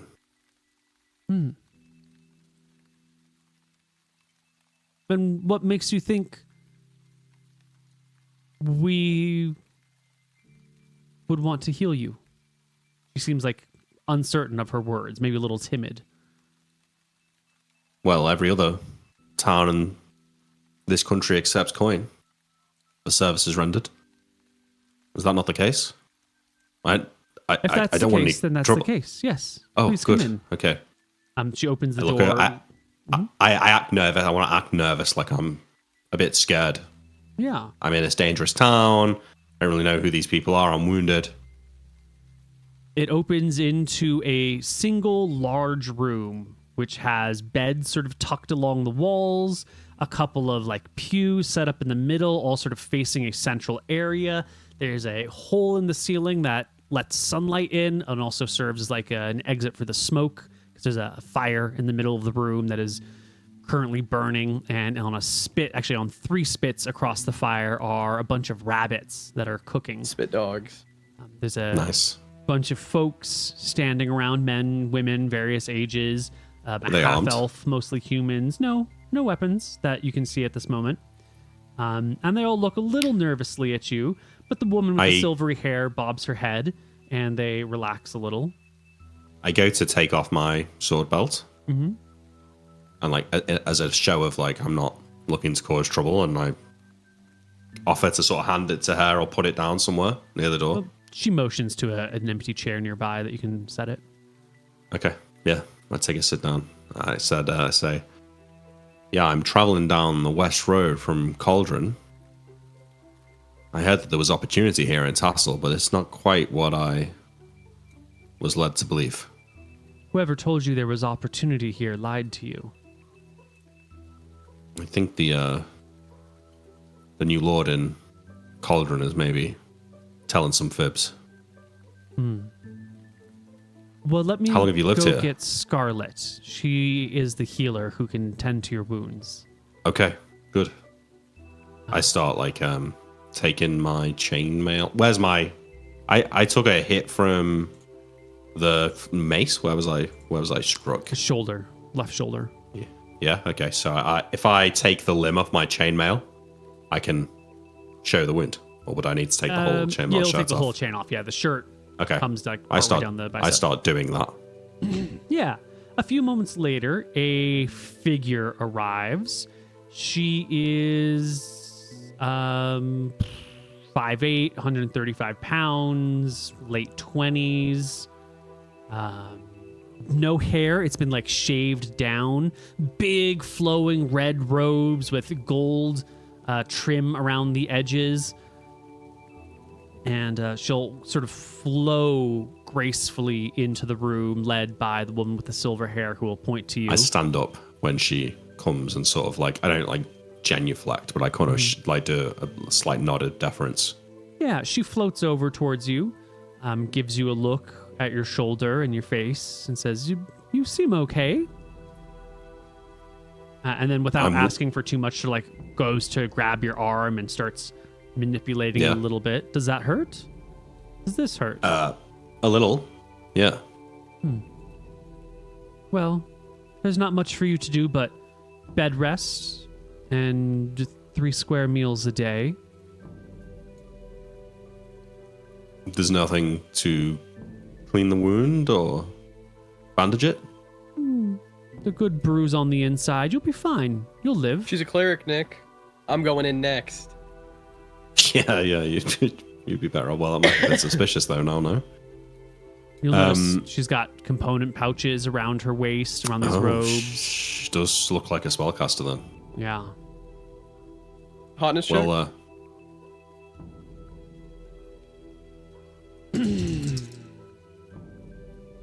8. Lower end of average. well, it's nice to meet you. Scarlet, is it? Scarlet Sunbeam. Provider of the light. I didn't know... Well, first off, how much do I owe you? No charge. I've done nothing for you. You'll be okay. Well, I appreciate the refuge, if nothing else. I don't suppose I'd be able to stay here for a little while. The streets aren't so friendly. Half hour or so. Catch your breath. Thank you. Can I, you open to chat? Of I'd course. like to know a little bit more about the town, if you've got the moment. She looks to the others with a wry smile and sits down at a chair next to you and she's going to convert you. At a table. Yeah, maybe she is. So, I didn't know there was a lord in Tassel, I say, motioning towards the keep outside, or the fort. There's a warlord, a man named Shartuk. Oh.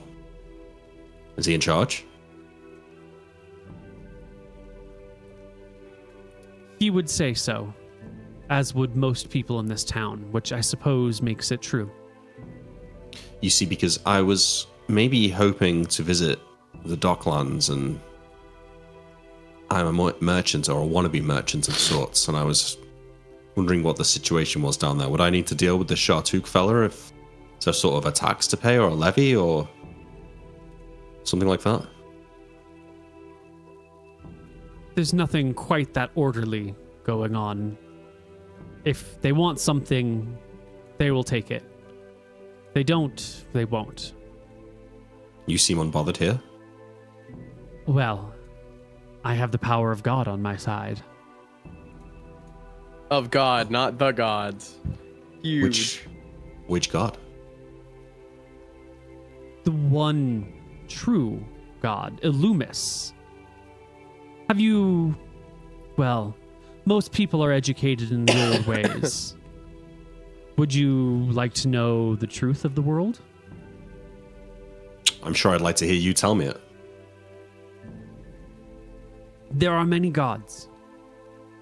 They have all come together to create the sun, Illumis, the bright shining object that brings warmth and whose void fills us with cold, dread, fear, and danger.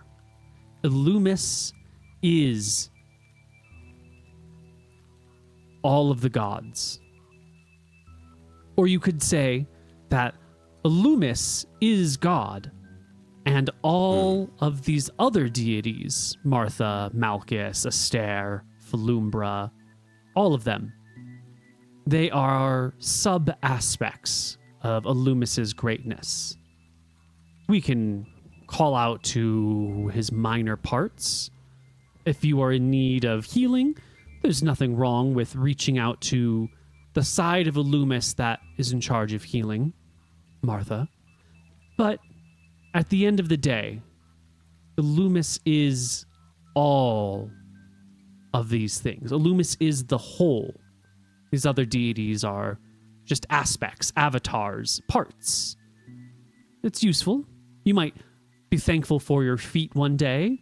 You might wash your hands, but you are the one, and these others are your parts. Similarly, Illumis is the god, and these other parts, sub-aspects. My order has been uncovering the fundamental natures of reality. And she's saying this And you're picking up, like, she's speaking Eridonian with, like, an accent, but not like a Dracissian or a Mystrian accent, but like a dialect change. Sort of like American English to British English, or... Oh, okay. A greater shift than that. I'm not sure. It's not just accents, it's different words as well. Yeah, it's maybe like South Chilean Spanish to like North Spain Spanish, Okay. But I'm just going to speak in, standard real American English to make it clear. Well, I have to say I've never heard that before, but I've said my fair share of prayers for Loomis. I grew up in Stromheim. I was there when the undead sieged the city, and I've heard tale of the Loomis's role in doing away with them. That was our inspiring moment when our leaders first placed everything together. We have evidence. We have research. We have a great deal of study in this area. I'm here far from our home. Where is your home? It's useful to share the truth that we have found. But here in Tassel? This is where it's needed most. Trust You've me, in noticed a lack Stromheim. of clerics in the world. When I was a young girl, our town had 5 clerics. Not many Now- have ever met a cleric. I'm afraid I'm not so lucky. Well, where I come from, every town had multiple clerics. These days, you'll struggle to find one in a dozen towns. I don't know that I've seen a cleric in the whole of Stromheim. I mean, have you met one before since you left your home? I have. The head of my order is a cleric. In Tassel? No. Oh. In the Freelands. Where is that? Beyond the Elven Woods. Beyond Mystria. Before the Draken Ridge. Near Roxas. Oh. I don't know that I know such a place. It sounds far away. It is. It's very far. Anywhere that has a red dragon between me and it, I usually don't consider as a travel destination. But I can tell you, Red Lady, that your order would have many fans back in Stromheim. Even the coldest heart in that city knows the service that Loomis did for us. She doesn't respond to this other than with like a gentle smile. I don't know what you make of that. No, I don't know. Yeah, she's playing her cards close to her chest. I'm trying to work out if she's a cleric. I kind of tried to bait her into saying it, but she seemed to avoid the implication. Well, I appreciate the refuge. My pleasure. I'm sure the things I am saying sound strange. I must sound like a bit of a kook. If you've grown up thinking one thing, and here I am telling you that everything you know about the world is wrong. It's not so much wrong as unfinished. We've all long expanded our knowledge of what reality is, what the world around us is.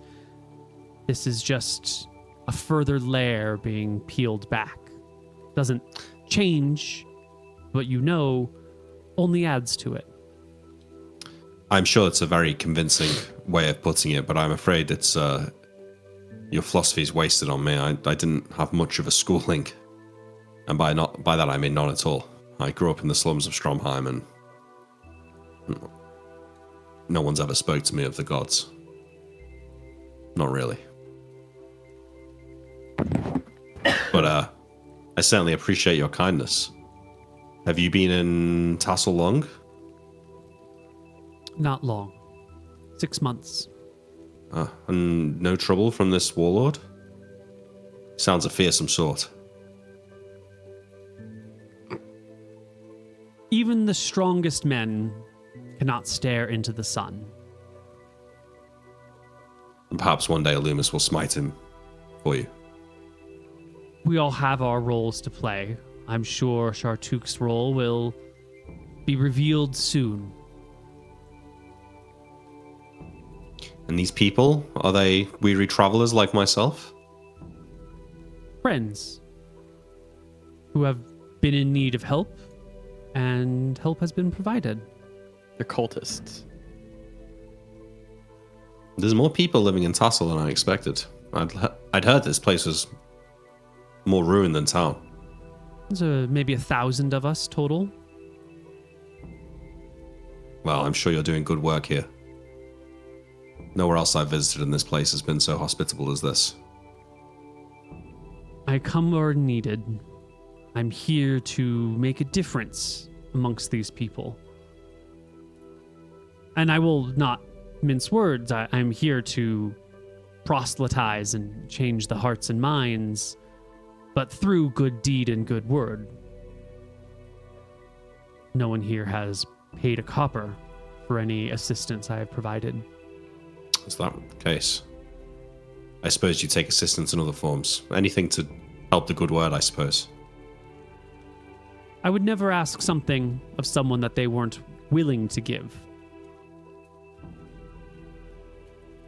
Well, I appreciate the conversation. I shan't take any more of your time. And I sort of stand up and offer a hand. She will gently take your hand. Scarlet Sunbeam is my name. It's been a pleasure, Scarlet Sunbeam. You are... Coop. Coop. You fucking liar. Does she give me a hand to like kiss it, or does she give it to shake? Shake. Okay, I shake her hand. Mm-hmm. You could kiss it if you wanted. It would be well within social norms. I shake it. I'll be on my way. Pleasant day. May the sun shine upon you. By the way, Illumis is the only god who never leaves the sky. All others come and go. Even the moon goes black once a month. Illumis is always with us. I'm a bit confused by that, given that nighttime exists. But I'll sort of leave it to a statement. I go and get my sword belt and re-put it on, and start putting my chainmail back on. Nice. And my jacket. And I take a glance over at the assembled peoples here. Like, are they weary of me, or are they kind of doing their own thing? They all have their own things that they're working on. Some people are carving wood. Someone's like fixing a fishing net. Some other people are doing a little bit of cooking and turning of the spits and whatnot. They'll have things that they're doing, and no one seems to be like leering or weirded out by you. You're more of just like a curiosity. Yeah. Yeah. But okay. Yeah, it's like if you ever been a visitor in a church, maybe. Exploring a nice cathedral, and the staff there are like, oh, there's a person, but they're going about their work. And if you're like looking at them, they kind of look up at you like, did you need something from me? Okay, no, I'm going about my stuff. Pigeon's the inside of this place on his horse. Does it look like they've got any money at all, or does it look like they're kind of impoverished? It looks quite impoverished. However, It is a recently constructed wooden building, and it's fairly large. You know, like that would have taken money and resources to get going. It's been recently made. Recently made, yeah. Oh, okay. So, and is it in the shape of a temple or not? It's like circular in the middle, and then it has a pair of wings that come off, one on the left side and one on the right side. Was there a shrine to Illumis in there? There's this big hole in the ceiling that like shines light in, and a fire in the middle, but there's no other symbol of Illumis around, just the big fire and the hole that lets the sunlight in. I guess before I leave, then I'll go up to the fire, and I guess I kind of like kneel down and bow my head and mumble some words. Mm-hmm. I didn't actually say a prayer, but I feigned doing so. Yeah. And then I'll go to leave. As you pick your head up, one of the people is pulling a rabbit off of the spit and sort of breaks off a back leg and offers it to you. I take it. Thank you, friend. I come out. You come out? With my rabbit. And there's pigeon. They got food in there? Yeah. It's. Oh, let me go get some. I don't know. It's kind of let's chat about it first. Oh, well, what's going on in there? All right, let's like we do a bit of a walk around. Mm-hmm. I explained to Pigeon, it's kind of weird, you know. They're definitely like religious. She was like going on about Illumis being the only true god. Said something about the sun never setting. I'm not sure about that. I remember it went dark. It went dark last night, but she was nice, you know. It seemed like the only thing they cared about was spreading their little philosophy that they've got going on. And I reckon, you ever heard Shacklebrook talk about the gods? No. I don't think he'd be that arsed. I mean, maybe we could make a deal with them, you know? Like, we let them keep their little religion, we help them out, we get rid of Shartuk for them. I reckon maybe we could work with them. Won't that cause problems with all the people who really give a fuck about the gods? The people in Tassel? Just in general. Wouldn't it make Shacklebrook a bit of like an outcast that he's letting like a cold go?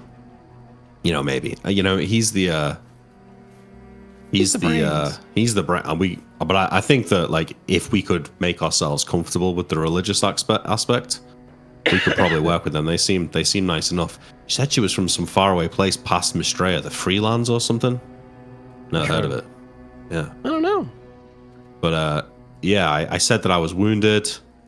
I don't know. I mean, she kind of looked like a spellcaster. She had some like potions and. Oh, you like, think she could cast magic on me?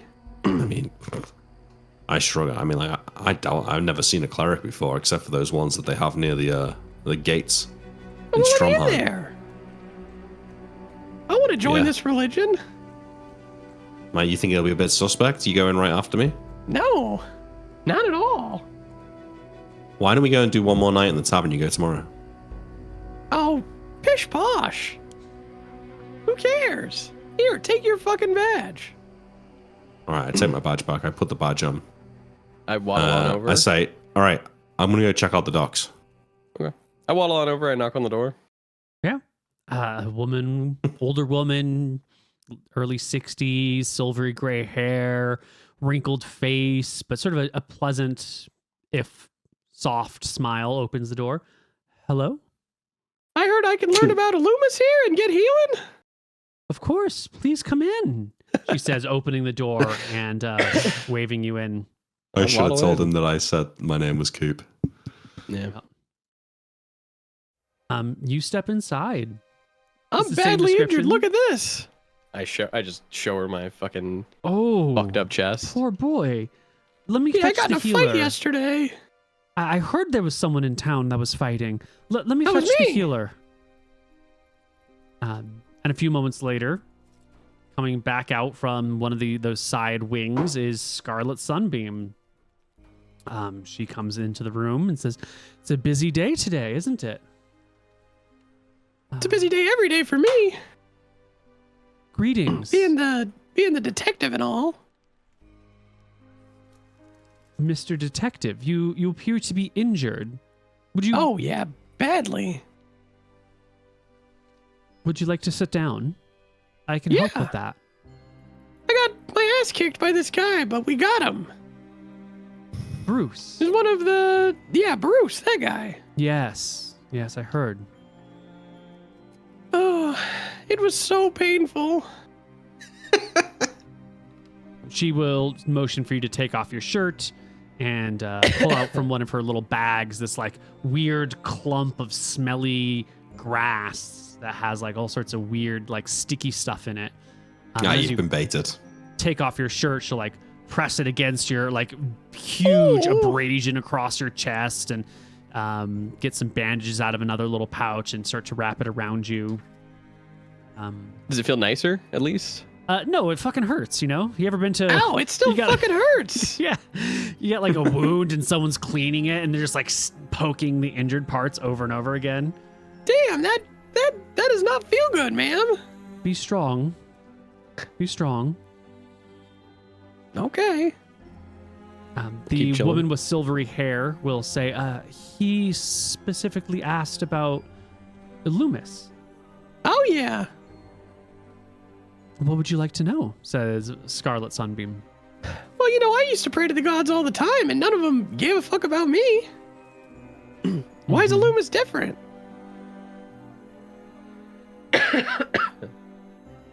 What are you looking for? Probably someone to help me out every once in a while when I need it. Someone to come and bestow a favor upon you in a time of need. Yeah, and I'm willing to help him out too if the god needs it. Yeah. But they gotta help me out. Like I scratch them, they scratch me. I'm so sorry, but prayers don't work that way. How do they work? Well, Illumis shines his warm glow upon all of us. He blesses us with light each and every day. If Illumis were to vanish from the sky, we would all die. We would be gone. God.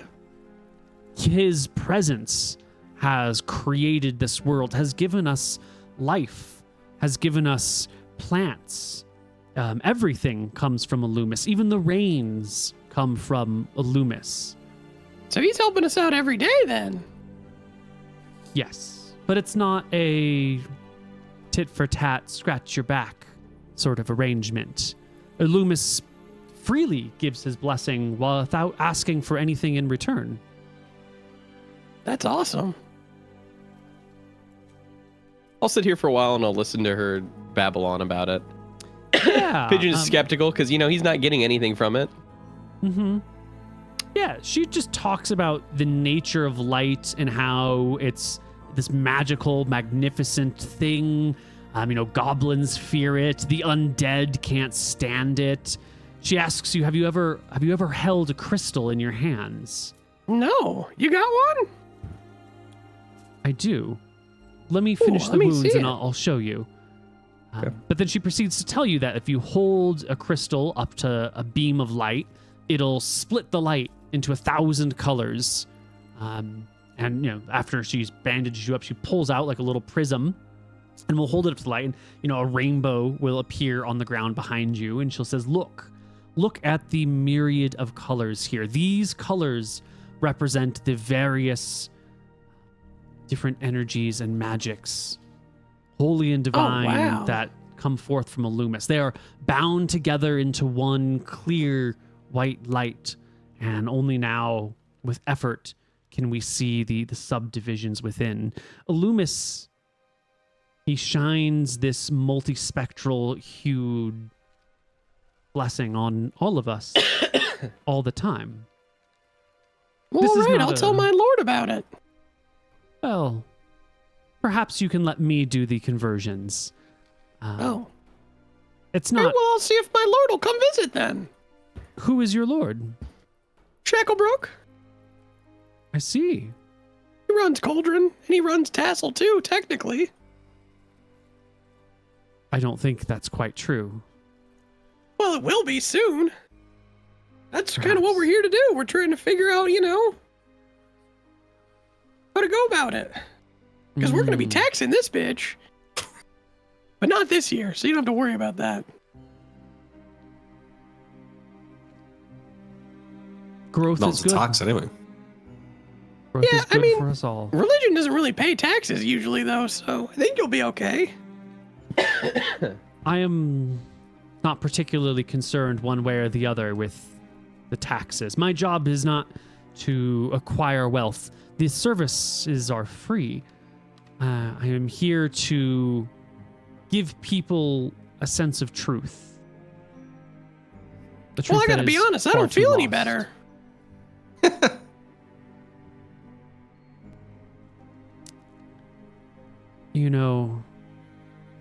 These things take time.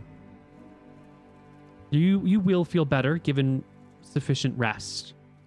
I'm not a cleric. I cannot magically heal your wounds. The best I can do is provide my... herbalism. The trainings I've picked up in the woods and the hills and the deserts. I'll kind of get up. Well, all right, thank you. I'll send my lord down here maybe if he wants to one day. What did you say your name was? Pigeon. Pigeon? It's nice to meet you. I'm Scarlet Sunbeam. It's been a pleasure. The pleasure has been mine. Go in peace and stay in the light. Can I get one of them rabbit legs? Of course. She'll walk over and pull off a hunk of rabbit leg, hand it over to you. All right. I take a bite and I'll get my shit on and get out. All right. I was heading down to the docks while this was going on. Yeah, you didn't want to stick around and wait for him to come out? No, I don't want to loiter. So I just going to go walk by the docks. Yeah. You can make your way through the town down to the docks district. It's down those many, many, many steps. It's a long way down, is it? It's many hundreds of feet. My horse all right on the stairs? No, you'll have to... You can't ride the horse down the stairs, but you can lead it gently down. Okay. Yeah. Yeah, okay. I'll start making my way over to the stairs because that's where Luther said he was going to go. Yeah. Okay. At half movement, I assume still? Still at half movement, yep. Unlucky. Okay. You make your way down the docks, leading the horse behind you. After you go down and back and down, and then for a section, the stairs go inside the earthen wall, the cliff face, and they do a couple switchbacks down in sort of like darkness with just a few windows made for light, and then they come back outside and finish going down the cliffs until you hit the docks, which are a sprawling... This is maybe too dark of a track. A sprawling wooden mess of things. These docks look old. Like they weren't destroyed when the demons invaded and ruined everything. The docks must have been spared. There's a couple of buildings, a bunch of boats lying around, lots of fishing vessels, lots of houseboats. Does it look like there's any trade going on? Like, is anyone unloading and loading things on ships? Yes. Most of it appears to be like fishing goods. There is like one large boat that looks like it probably has more sufficient trade, but it doesn't look like it's unloading or loading at this moment. I look for two things. One, Chip mentioned people living on like floating islands, so I look for that. Is there some sort of like constructed floating village or something out there on the water? There's houseboats, but no floating villages.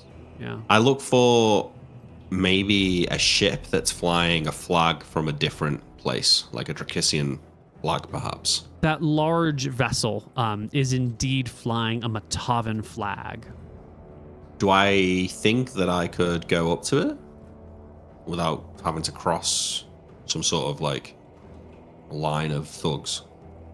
Yeah. There's guards on the ship, but you could walk down a dock that gets to the gangplank that leads to the ship. Yeah, that's what I want to do. Yeah, not a problem. You make your way over. The winds down here in the canal are much fiercer, and the temperatures are much colder. I recognize the flag as Matavan, do I? Or do I just recognize it as sort of foreign? You can recognize a Matavan flag, yeah. Do I know about them being like anti-male? Yeah, they're well known as a brutal matriarchal slave state. They've also been known that is no longer the case. Like they've been forced out of that paradigm. That was us, Nick. God bless him. We fucking did that shit. All right, I go up to the guards. Yeah, there's a guard on the boat. Person not wearing any armor, but has like an axe in one hand, and there's some other folks behind him who are paying somewhat attention to what you're gonna say, but they're just caring about tying ropes. I kind of like push my badge forward and say, "My name's Luther. I'm the sheriff in Cauldron.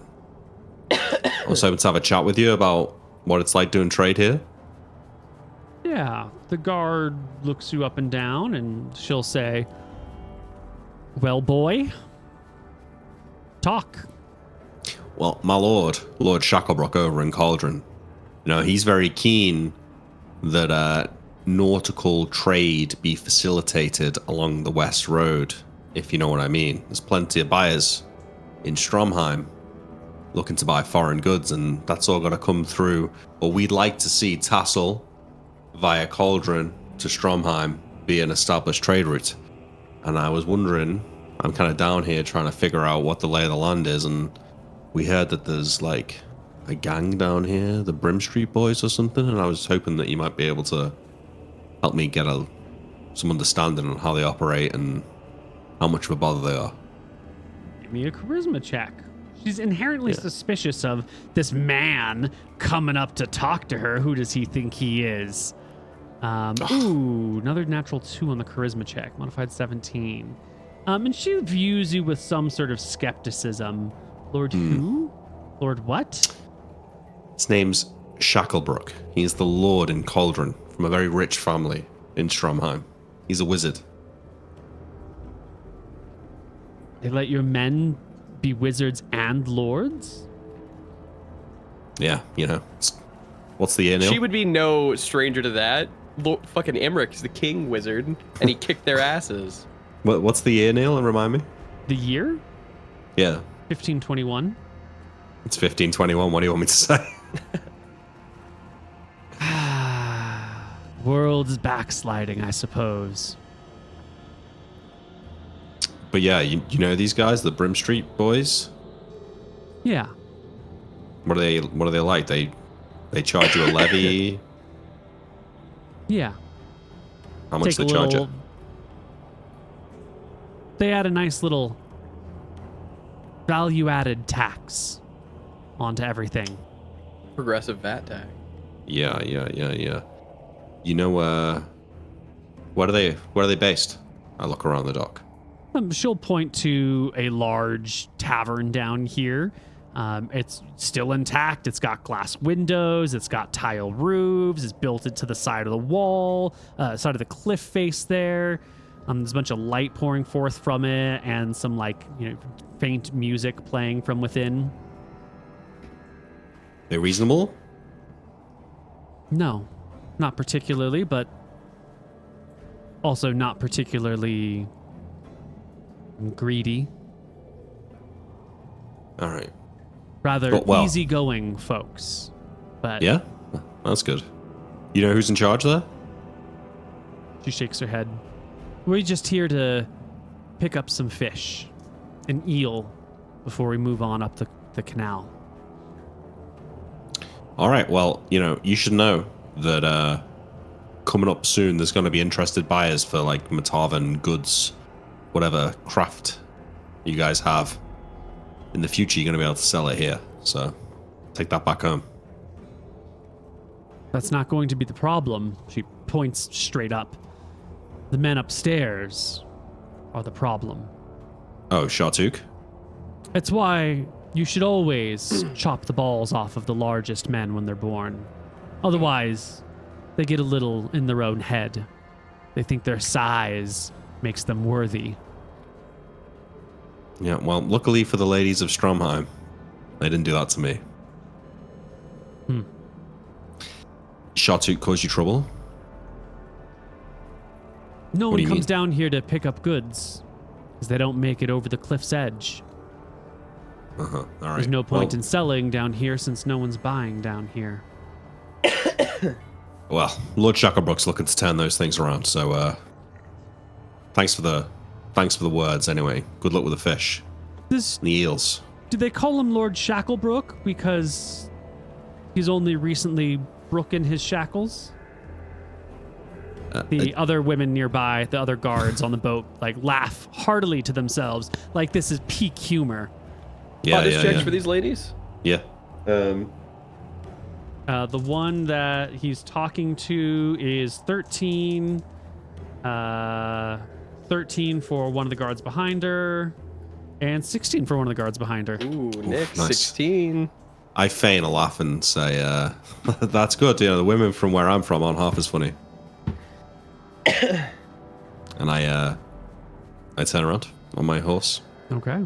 And head away. I consider going into the tavern, but I figure that if the people in the tavern up the road won't talk to me, there's no way this tavern full of thieves is going to talk to me. So I think if we were going to go in there, we'd have to disguise ourselves as Pigeon and Luther of Steel Team 6. Then we might actually get somewhere. But I think if we go in as the law, there's no way they're going to talk to us. But we could go in and pretend to be the pitmen. We could be like, we're going to steal something. Don't do that. Well, no, wait, I'm not saying we do that now, but here's what we could do in the future, right? We could say we're going to have a job. It's going to be hot, and we're going to need to get it out of Eridon quickly and quietly, and we know that no one uses these docks. So, is that an option? We can, and then maybe we can get in and talk to them like that. But I'm starting to think that we kill Shartuk and we fuck over these guys, and we let the religious zealots in. I'm starting to think we kill Shartuk and then fuck over the religious zealots and let the dock people win. Based on what? I don't think the religious zealots are going to be good for Shacklebrook's image of being like the lord of this land. Everywhere else views like this is probably like sacrilegious. Yeah, like maybe, this is like an affront to the gods. Like, well, I think we can explain that to Shacklebrook, and if he's like what you're saying, like absolutely not, that won't stand, then we can go with them. She did say that these guys are chill, which is a good sign. Yeah, sounds like as long as we give them a cut. Chartreuse he's got to go. He's number one, got to go, and then we can figure out. I don't even know if I mind the other two being around, because the witch lady. If he doesn't give a fuck, then. She's not vying for power. She's just fucking chilling. And actually, if we kill Shartuk, that's going to benefit the Brim Street boys. Yeah, 100%. Significantly, because they take a cut of what's going on through the dock. And they can't get shit up right now. Yeah. Okay. So I think killing Shartuk might be the fucking way. And I'm gonna be honest. The way we might want to do it is we might want to bring some of Shacklebrook's boys. Yeah. We might want to we could draw him out into the street like that. Right? Like he wants a fight, so. Yeah, but he wants a fair fight. It would be if we bring him. We bring him out to the street. It'd be like 30 of them, right? Because they're all gonna come, and there's a group. Maybe I just have to assassinate the fucking guy. I think you could assassinate him, or we could just come down in force. We could say it's a 1v1 between Tin Tower and Shartuk, and then we could just fucking all bail in and just kick the shit out of him. And what are the rest of them gonna do when Shartuk's dead? I think they'll just be fighting at that point because they're gonna go. Their lord is getting attacked, right? They're not just gonna sit there. Yeah, but it'll be too late. It'll be fucked. We've drawn them out into the open. We've got our best fighters. We might want to work with the dock people. I mean, they might have some ideas. Yeah. To get rid of the guy. Yeah, they might be willing to talk if we don't want to tip our hand just yet. So I think now is a good time to go back. Agreed. So yeah, I head back up the stairs and I probably meet Pigeon. You're gonna see Pigeon coming down the stairs as you turn to head up them, and he's like wincing and taking them like one step at a time. Yeah. Sorry, buddy. We're going back up. No, man. I just started coming down. There's nothing down here, You're not gonna like it. Well, actually, no. Actually, look, come down. I gotta show you something. Pigeon will go all the way down slowly. This better be fucking good. Oh, you're gonna like it. Look. Check out these two girls over here loading these fish. Look at her, man. She is hot. She's almost as hot as Bernie. I give her a wave, Neil. No, don't. I like elbow them like, they're from Matava. Oh! They'll cut your balls off. Watch what I do. The thing about these women is that they are not just, obviously they were talented to begin with, but they come from a place where they're sort of like Spartans in the sense that you take the time to groom yourself and put yourself together. Yeah. So their clothes are nice. Their armor is nice and polished. The hair is done up in like a proper bun so it can fit under a helmet in the time of need. But it's a refined warrior culture. It's almost like a samurai level of the appearance and methodology matters. The graceful movements. Yeah. I stroll on a confidence higher than I should have. This is going to end badly. And I'm going to talk to the 16, Neil. What's... Nope. Hey! Sorry. The 13 is hanging out watching the gangplank. The 16 other 13 are behind her. Yeah. Listen, can't complain. 13. Hello there, m'lady. Give a curtsy. Yeah, you know what? Fuck it, a curtsy. And I'll take off my hat. Looking quite fine up there. What do you want, scumface? Oh, I'd like to take you out on a date for some maybe elven wine. Yeah? Oh, yeah. We've got some elven wine? Oh, yeah, back in Cauldron, me and my lord, we have elven wine.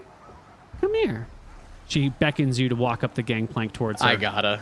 Yeah, I walk up. Cool. She tries to push you off. Give me an opposed strength check. Yes, I knew Wait, it. I think it should be Dex. I'm going to be trying shoving to... you. She's got to hit you first, though. She has to hit. Surprise, though, for sure.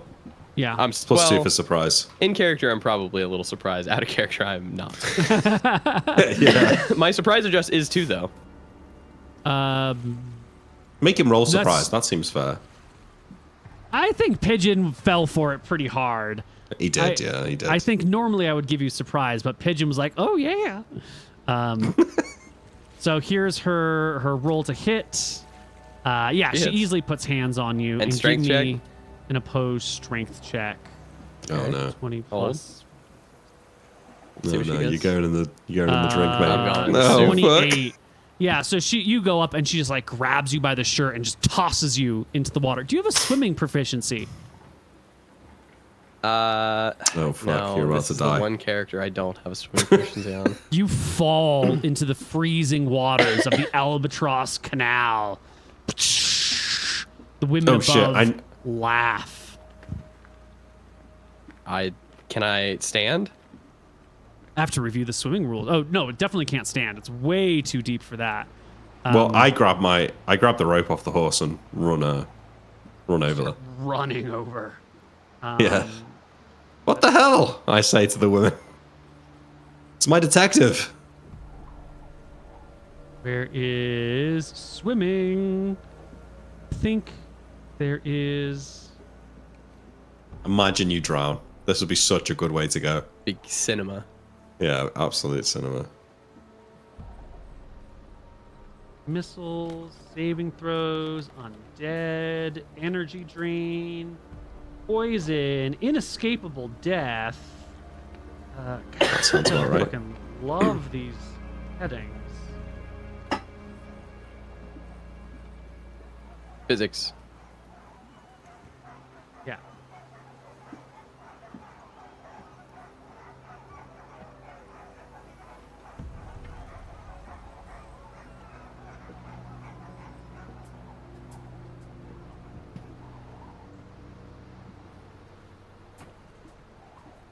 Of course, it's in time. All right. Physics. We're back. All characters are either untrained swimmers or proficient swimmers. Blah, blah, blah. Untrained swimmers are a fairly hapless lot. When they are unencumbered, are you encumbered? Nope. Okay, but you are wounded.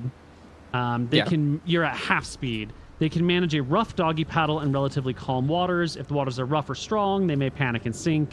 If weighed down with enough gear to reduce their movement rate, you are injured and reduce your movement rate. They That's sink not the like same, though. stones. Well, he's, he might not be. That's true. He's not encumbered, so he's not sinking. It's not the movement rate that's sinking you, it's the weight. Right. No, that's correct. Unable to maintain their heads above water. In no way do they make any noticeable progress, unless, of course, the objective is to sink beneath the surface. Just like I can run at half speed, I think I can probably swim here, but Yeah, I think you're sort of it's like painful. struggling, and you're like maybe grasping, because you're just near the dock. Maybe you're grasping onto like a pillar covered with barnacles to keep yourself afloat. The various Matavan fighters on the ship just chuckle at your misfortune as Luther comes over with a rope off the horse and lowers it down to you. You pull me in, I'm gonna fucking kill you. No, I climb up. Well, no, I mean, it's got to be a strength check, no? No, you can Can't you just tie it? brace yourself well enough Okay. that he can pull himself up, or you can pull him over. Yeah. Oh, you Serves you fucking right. think that's funny?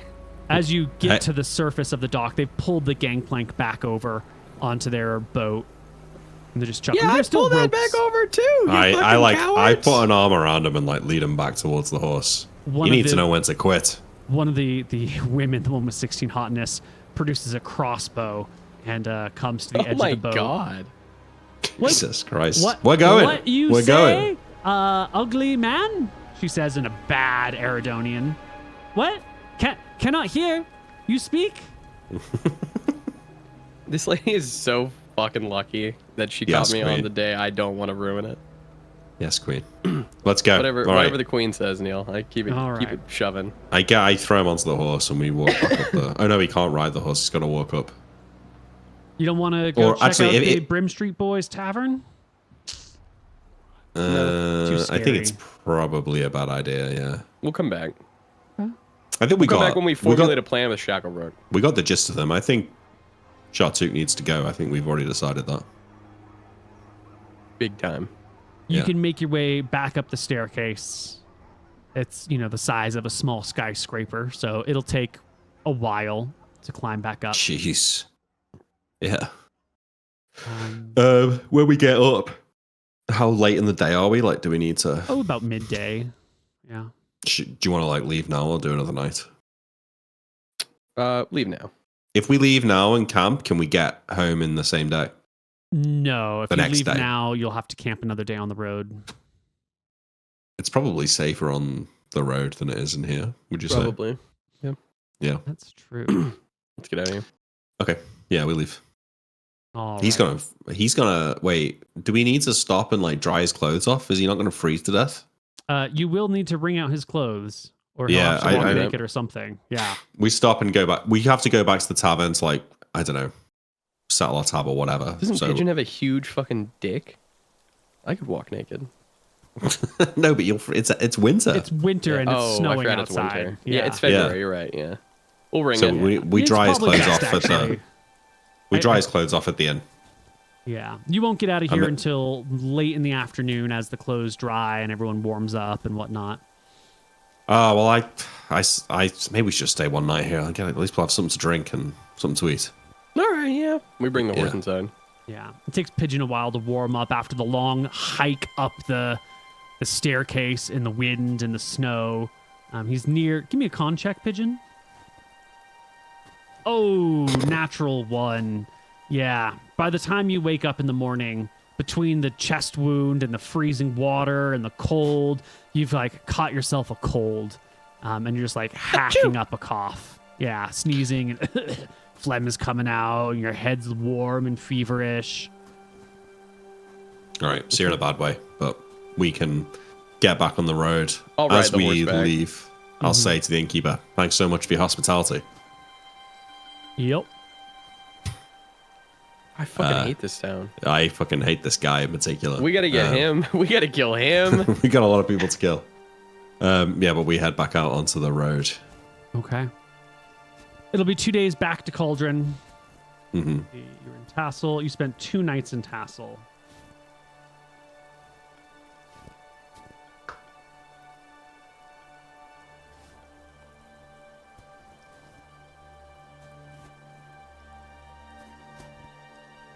And then on your first day out, you will reach midwinter.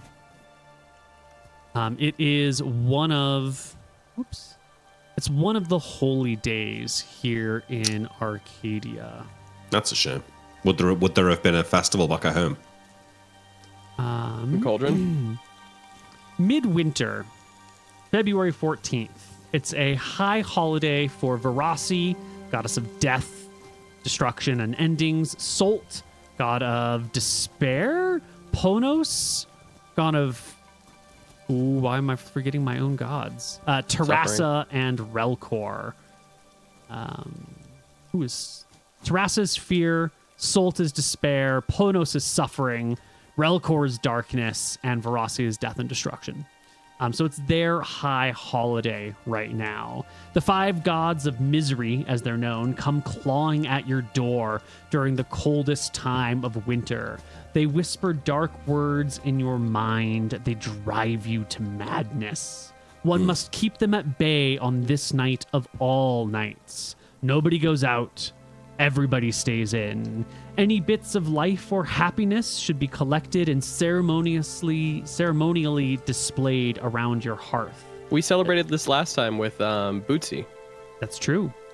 Oh, it's yeah. not uncommon for people to bring in small bushes or trees or shrubs and adorn them with honored relics near the hearth, of course. So it's weird that we're out. You're not at home surrounded by warmth. You are sick on the road, staying in a burned down hut on midwinter, one of the high holidays. Mr. Mooton, you failed your con check yesterday. Give me another con check today. Actually, give me a saving throw versus paralyzation, poison, and death magic. The pass. Okay. Tonight of all nights, midwinter. Do we believe in these gods? Verasi, Salt, Ponos, Terrassa, and Relkor? Are they big even time? Real? Yeah. I mean, yeah. I'm a believer. A little bit. Well, there's no reason not to believe, but... What are you going to do on this night of all nights? You're in the middle of fucking nowhere. I think that we're the people that everybody should be afraid of. Not the other way around. Last time we went out and robbed people. Is it possible that we could have bought some drink in the town before we left? So that we could at least make a fire and have a drink with each other. Reminisce. Yeah. Like, would the innkeeper have sold us a bottle of liquor of some sort? Yeah, he would have sold you a bottle of... he just called it spirits. Yeah. I'm probably just reminiscing about the night with Bootsy. So I'll probably talk about that the whole time. Oh, Bootsy was great. I wonder how his kid's doing. Yeah, man. I hope he's doing all right. It's all really went downhill since that last year. There's not been a... Well, it's looking good now, but it's been a tough year. Been a bad year. Yeah, bad year, yeah. But hey, we're both still alive. For a while there, it didn't look like that was going to be the case. And Eraser, he's at wizard school. Yeah, well, I wonder what he's doing tonight. Probably spells. I hope he's all right anyway. Man, I bet he's collecting skeletons for the skeleton cage. The skeleton pit. Yeah. Yeah, man. Yeah. In between the moments of talking and the little bits of silence that sit between, you can't help but think of how much has changed in the last year. You've lost almost all of your friends. You're working now with a group of people who don't particularly like you. They've sent you here on almost a suicide mission to deal with these gangs and thugs. That one guy crit Pigeon and really, really fucked him up. You're not particularly well loved or respected. What do you have going for you? I mean, we're alive. We've got a good job. We like the job. Yeah. Not bad. No, life's pretty good. It's pretty good. It's better than fucking clutching your Stromheim. chest in a burned down house while you're coughing up sickness. Yeah, but you got to think of how Stromheim was. Anytime we'd fucking walk around that city, we'd be attacked and almost die in the ruins. But then so you had a lair, you had girls, you had good food and drinks. There were people that knew you at bars. Everyone wanted to be your friends. The pitmen started to get to know you a little bit. The real power in the city. You had connections. You fucked over the copperheads. You screwed up the redcoats a couple times. Those were glorious days. And now yet what it have you still become? felt like we were just struggling to get by. Whereas I've never felt like we've had money issues here. We had 10 times the amount of money. And we were always having fucking problems. We were always worried about money before, yeah. And we lived now, an expensive lifestyle. Yeah, we did. And I guess it always felt like we had to be doing something to justify... Get by. To not be fucked with. Yeah. Whereas here, it's kind of a given that we're not to be fucked with just by the position that we have. It's kind of nice, the juxtaposition of everybody always coming up to us and talking to us, to now everybody's just leaving us the fuck alone. Right. Solitude. It's definitely tough, quiet. Though. I think that on a night where we're drinking, it's hard not to reminisce of the late parties and the den, up to early hours, Eraser freaking out on gnome dust. I feel bad for Percival. Yeah. Find yourselves thinking maybe you like the solitude. Maybe you like it when people don't come up to you and talk to you. Maybe being alone really is the best without any... Yeah, but then I kind of regret the Percival thing because it didn't even matter at the end of the day. We died as a team anyways. Letting him go and doing his whatever would have been fine. We killed him for no reason. Yeah. And Sierra died in a pretty sad way. I don't feel bad about the Sierra thing. That's his own fucking fault. Yeah, but no, it's still pretty kind of fucked up. Yeah. What happened? Are these? I think that. Oh, good. I mean, it's hard to overestimate the power of a man's ability to just fucking drink away and not worry about it. Do you know what I mean? Like, there's. I know it's like in 2025, it's not good to do that, but there's a reason why men have done that for fucking thousands of years, because it does work. Just swallow your problems, don't think about them, don't engage with the fucking emotional negativity, just shove that shit right down. Knock it back with a few drinks. I think it's a heavy drink at night. Yeah, I think we live go in the through moments. The Yeah, we go through the bottle. I think we probably, if you really want to fuck us, I think we lapse our watches for tonight. We probably both fall asleep. Yeah. Well, the gods are clearly whispering dark words in your mind and driving you to the brink of madness, which you keep back with booze and. Well, Yeah. This is really the good life, you know. Being lonely. What's the and alternative though? The isolated. alternative is a- being fucking dead. Yeah, that's it. You're either dead or you're your own island. That's it. Yeah. When my in real life, if my granddad's passed away now, but if anyone would like complain about getting older on their birthday, it'd be like, what's the alternative? He's fucking right, you know.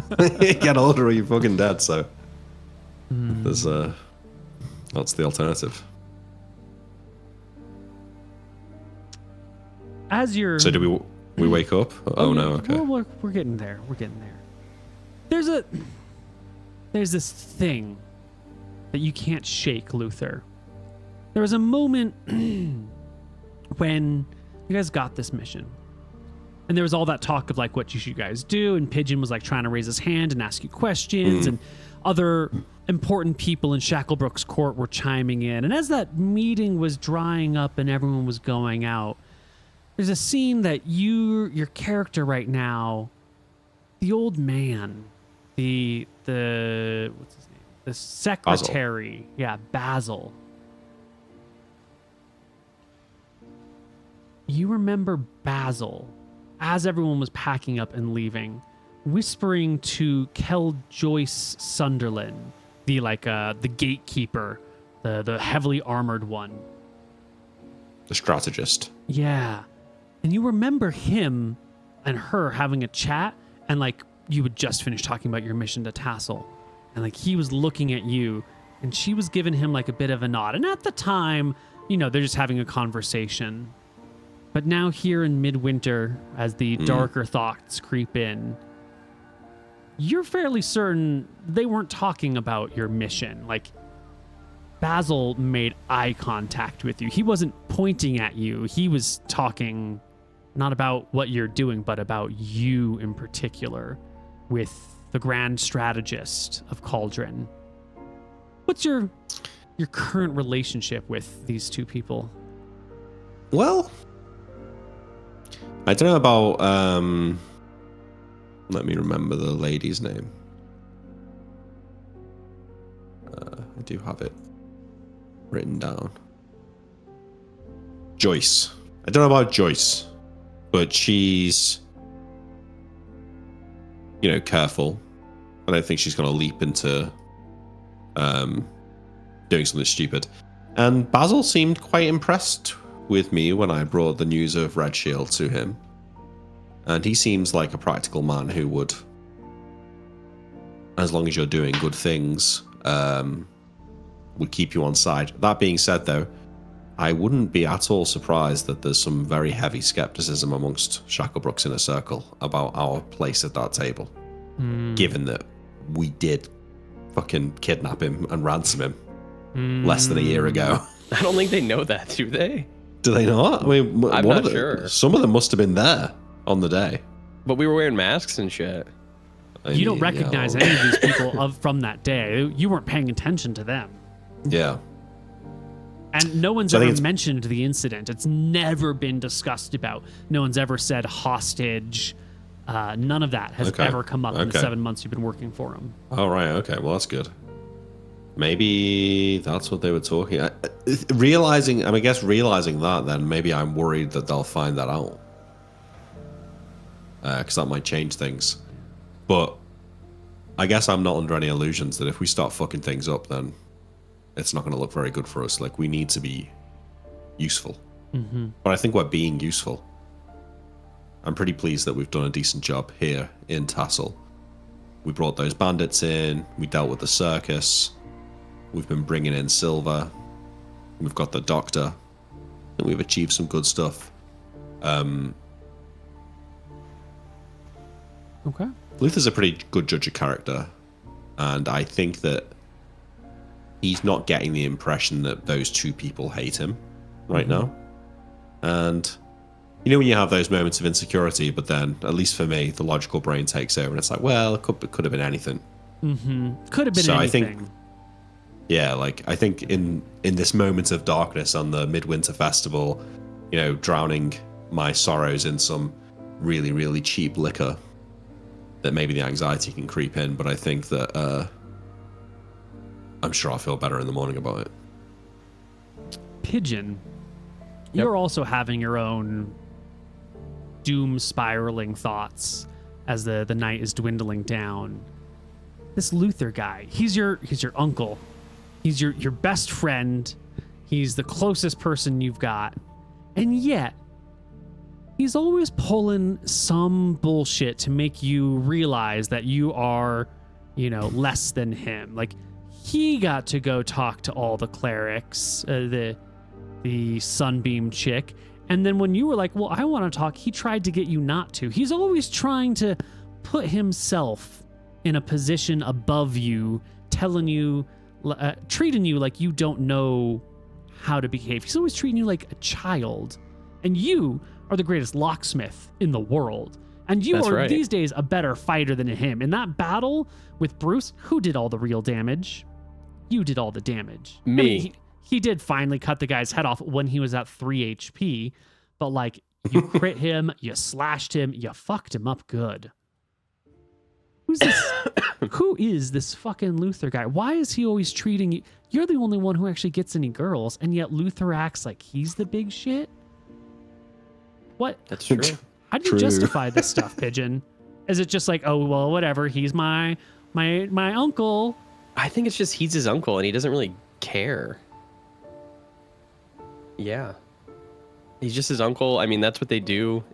That's always been Luther. He's always taken credit for things that Pigeon's done, you know, but at the end of the day, like earlier in the day, like he's going to think back to earlier in the week where Luther said that he was proud of him.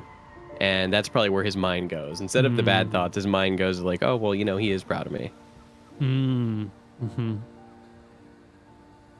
That's definitely not a manipulation, right? He doesn't have like an acting proficiency or something. He's not just urging you forward. He's really proud. He's proud. You know, let's not forget when you were captured and facing the gallows. I found myself in the cage right next to you, right? That's true. He was right there. Yeah, I mean, he screwed over the other members of Steel Team 6, but he'd never screw you over, right? Family Can't divide us, forever. Neil. You can't divide us. He would never. You're being stonewalled, Neil. You can keep the dark thoughts at bay. They come up and you push them back. No. Not Luther. Not my Luther. That's the point of the liquor. Yeah. That's right. No, I can trust this man. He gave me 5 gold for my birthday. That's right. That's a lot of money. That is. Yeah. That's the amount of money you would tip a barmaid back in Stromheim. Yeah, well, maybe more actually, but things have changed. That's not even a barmaid tip. Wow. Things have changed. And then the very next day, when you tried to get near the horse, he was just like, "Get off the fucking horse." Yeah. Remember that time you pulled a prank on him by, like, you know, making his date fall asleep and he got livid? Come on. That was just a fun prank. He took that way too personally. That's not fair. Pigeon agrees with that thought, yeah. Yeah. But that's his Luther. That's my Luther. Luther's very selective about the women that he goes for, okay? You guys fucked that up. Just because you've got, like, my grub score, I still always forget how this works, but my grub score for women is low, you know? Like, Luther only fucks with the sort of 16s and above. Yeah. That's just how it is, and they're hard to come by. Isn't that a great excuse he keeps using, Pigeon, for all of his failures with women? I just wasn't even trying this time. It wasn't even hot enough for me. The thing is, the kind of clubs that I go to, like, you wouldn't get in, so. Pigeon just drinks more. That's exactly. You wouldn't get into his clubs, Pigeon. You're not good enough for his stuff. But you can pass these thoughts and push them away. Right? He pushes them down. All right, would you both give me saving throws versus polymorph and petrification? Oh shit, what's that for? Hangover. Don't worry about it. Success. Success. Double successes. Well, Wait, is my saving throws stay the same? No. Um, Don't you have to choose which one you're using? That's a good point. I do think that you have to go back to your fighter saves. Yeah. Okay, well, I save then. I fail then. You fail. Would you roll 11? Yeah.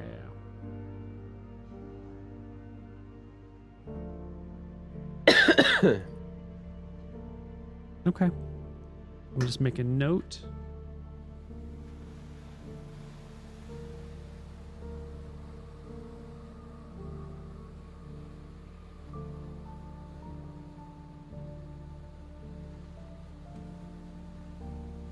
Okay.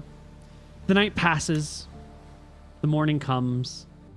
The next day is just as cold. The snow is beginning to pile up a little bit. You're going to be walking through the cold and the snow all day long. You're out of booze. I think you brought rations for a few days. Yeah. I don't think we paid for them, but we're going to have to sort out finances in our next session because we've been kind of glossing over them pretty heavily. Pigeon's on the horse, so he's not slowing us down. Yeah. You can walk through the day. There's no encounters on this cold day. And you'll arrive in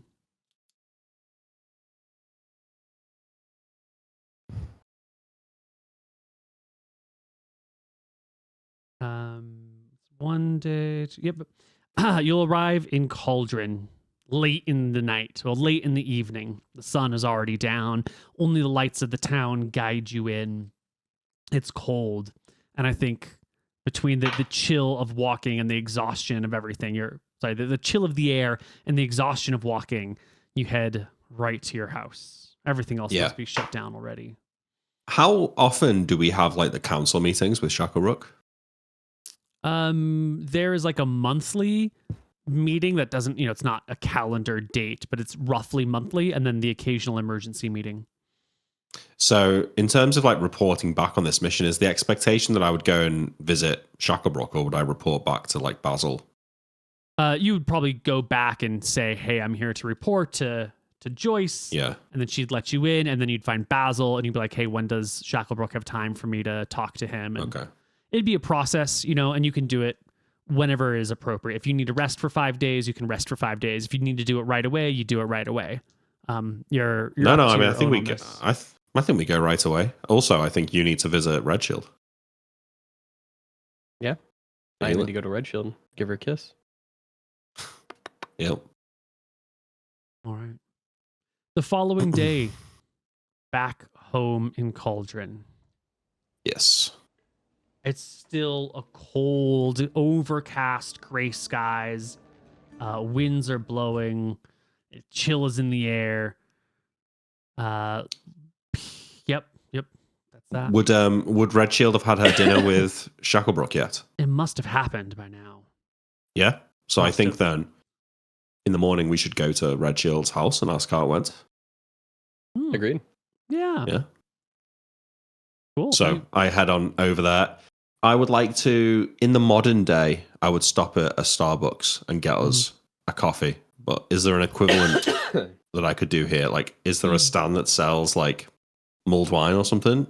It'd more be like bring her a baked good than a beverage, like a donut or a croissant or something. Yeah. I do that then. Yeah. I mean, I buy us breakfast, but I get, we'll get 3 of them basically, and we'll go there for breakfast.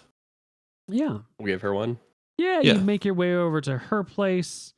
And you knock on the door, and it's just quiet. There's no response. I wait a bit.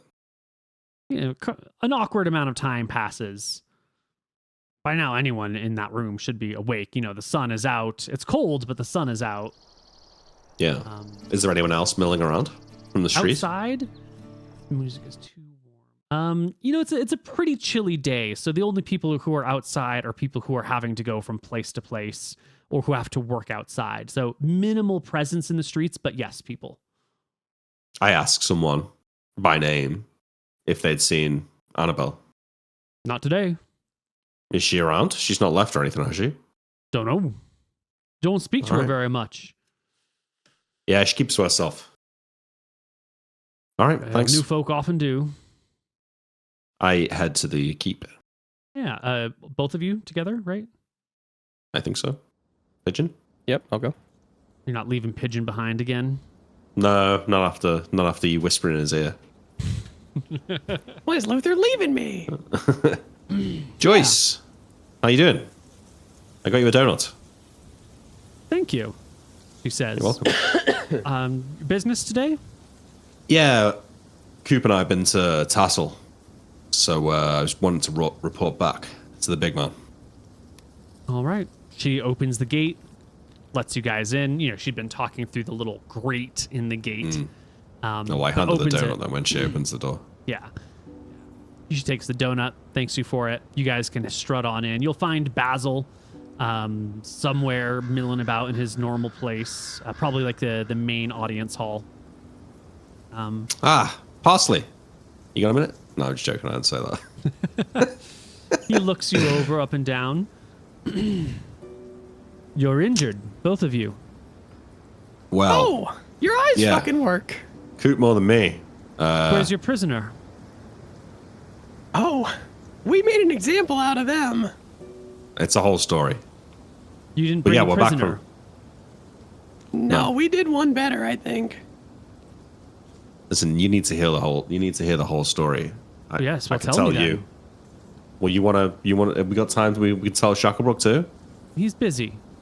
What? Where's the? You were supposed to bring a prisoner. All right. Can we sit down? Can we sit down? He motions for you to sit. All right. So we got to Tassel. Place is a shithole, man. Like it's more ruined than town. But we made our way to the only tavern in there, and we're sitting there having a drink. You know, I was wearing my badge. Next thing, these 5 guys start coming down the street looking for us. One of them is the biggest guy you ever saw. I mean, tiny head, but just huge body, like really small head, but massive shoulders. And he worked for the warlord, you know, Shartuk. Mm-hmm. And I was trying to say to him that, like, we wanted to speak to his boss. We're from Cauldron. You know, we want to have a dialogue with him. Mm-hmm. But he was not taking on of it. He said we'd, like, insulted him by coming in here claiming to be the sheriff. And he wanted blood. Mm-hmm. So turned into a fight. I don't know, man. This fucking giant sword that they've got me using, I ended up taking his head off. Mm-hmm. So his head's rolling down there in the street, and Coop shouts out, "This guy's the fucking sheriff of Cauldron, and now he's the sheriff of Tassel too." And we put his head on a spike. And he was a big motherfucker too. We figured that made an impression more than a prisoner would. But we did speak to the Shartuk. It worked. You know, it got him out of his little castle that he's got up there. And I had a little word with him, and I explained to him that, you know, we scratch his back, he scratches ours. We'd like to see him in charge of the town. If Shacklebrook could work with him. He's got to go.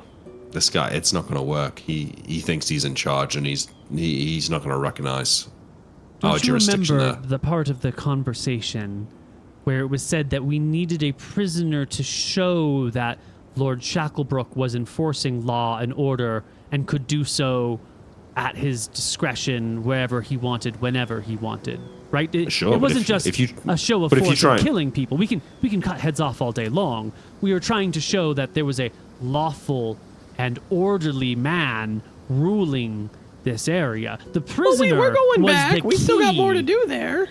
The prisoner was the key. It was the primary purpose. This is why... I think Lord Shacklebrook will be disappointed with your findings. There's more to tell. There's more to it than that. I understand your position, and a prisoner would have been better. And I intended to take the guy prisoner, but it's just not how it worked out. And what can I say? Couldn't you have found another criminal on the way out? Yeah, let me grab a criminal on the way out when I'm this injured, you fucking moron. Thing. Pigeon, Coop's really wounded, Watch it was risky. Words, detective. It was risky. It was risky. There's no healing there. The tavern that we were staying at didn't even have a door. I was having to keep my horse in the tavern. The place is a ruin, and it was dangerous. I'm sorry your job is difficult. More difficult than yours. I say that under my breath. I'm also sorry it's difficult. I'm sorry to have disappointed you, Basil. Trust me, I am. Well, it's early days. It is what it is. We'll have to make the best of this mess. But I've got more information about the Dock Gang and the cultists as well. And Shartuk, actually. You want to hear that too? Yes. Well, Shartuk's built this little fort, right? So there's these really big, this massive set of stairs going down to the dock. And right at the top of the stairs, there's this like palisade fort, and that's where Shartuk lives. He's got guards on the walls, and ain't no trade can come up from the docks, because anyone trying to go up the stairs is getting taxed and or killed by Shartuk's men. So the Brim Street boys really have something to gain if we were to get rid of Shartuk, because then they could start doing real trade. And to be honest, I think that's what we want to. We'd really like to open the trade route along the West Road here. I also spoke to these lantern folk, the witch, so to speak. This lady, Sunbeam, she goes by. Not really a cleric. Witch. Yeah, she's more of a holy woman. She said she's from the Freelands, somewhere past Mystria. You know it? Yes, I know of it. A bunch of random selection of villages and towns that for some time escaped proper rulership. Individual free cities about. So she's from there. Well, she wore a red robe. I think she was like a herbalist or something. And she worships Illumis and was spouting all this stuff about how Illumis is the only god and all the other gods are sub-aspects of Illumis. But to be honest, depending on your view on heresy, which, I say my prayers on midwinter, but that's about it. Doesn't really bother me that much. She seemed like a nice person. It seemed like her main concern wasn't money, but it was proselytizing. So, I don't know how you or Shacklebrook feels about this whole Illumis thing, but if we can get comfortable with that, I reckon we could get comfortable with her pretty easily. Religious fanatic? Seemed nice enough. A lot of fanatics going around these days. They always seem nice enough at first. That's how these cults get started. You don't start a cult by saying, let's all drink the blood of the innocents.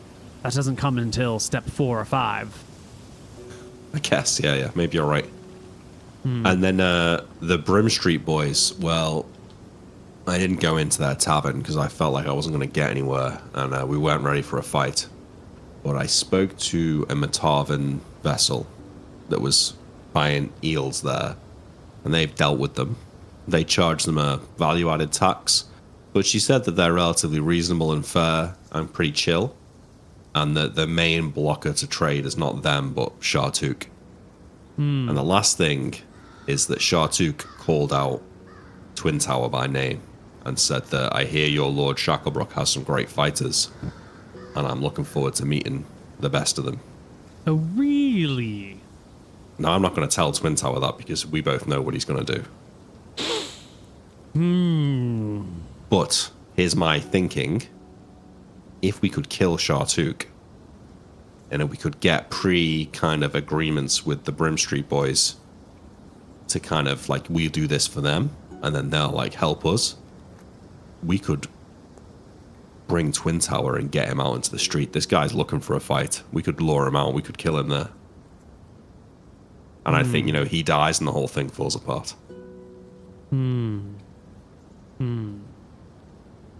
But he's a fighter, all right. Like, I don't think Coop and I could take him. No way. Maybe if I got the drop on him, but... Yeah, if he was asleep, maybe. If he was asleep, I bet I could put a short sword through him. Yeah. Basil thinks to himself for a little bit. Well, Lord Shacklebrook would certainly like to hear all of this information. He is a bit preoccupied today. He's heading into Stromheim to meet with his father. He's getting ready for his trip. Perhaps this is best to be penciled in when he gets back next week. Yeah, while I got you, what happened with the doctor? Lady Redshield. Yes. She came by last night for dinner. Uh-huh. She brought a gift, a kitten named Claudia for Lord Shacklebrook. Now he's got to be responsible for this fucking cat. And dinner went exceedingly well. They got along decently, and Lord Shacklebrook offered her a position within the keep as a healer, and as a not quite a cleric, but not quite the advisory role of a cleric, but as a doctor who could be kept here. There will be many injuries, as you can see on yourselves and our other warriors at times. And I think we're all in agreement that a healer is necessary. Lady Redshield turned down the offer twice, but on the third time, with some insistence, she accepted on a temporary contract. Fantastic. So she's here? She is here presently, yes. Well, I need to go see her then. I'm fucked up. Yeah, kid's wounded.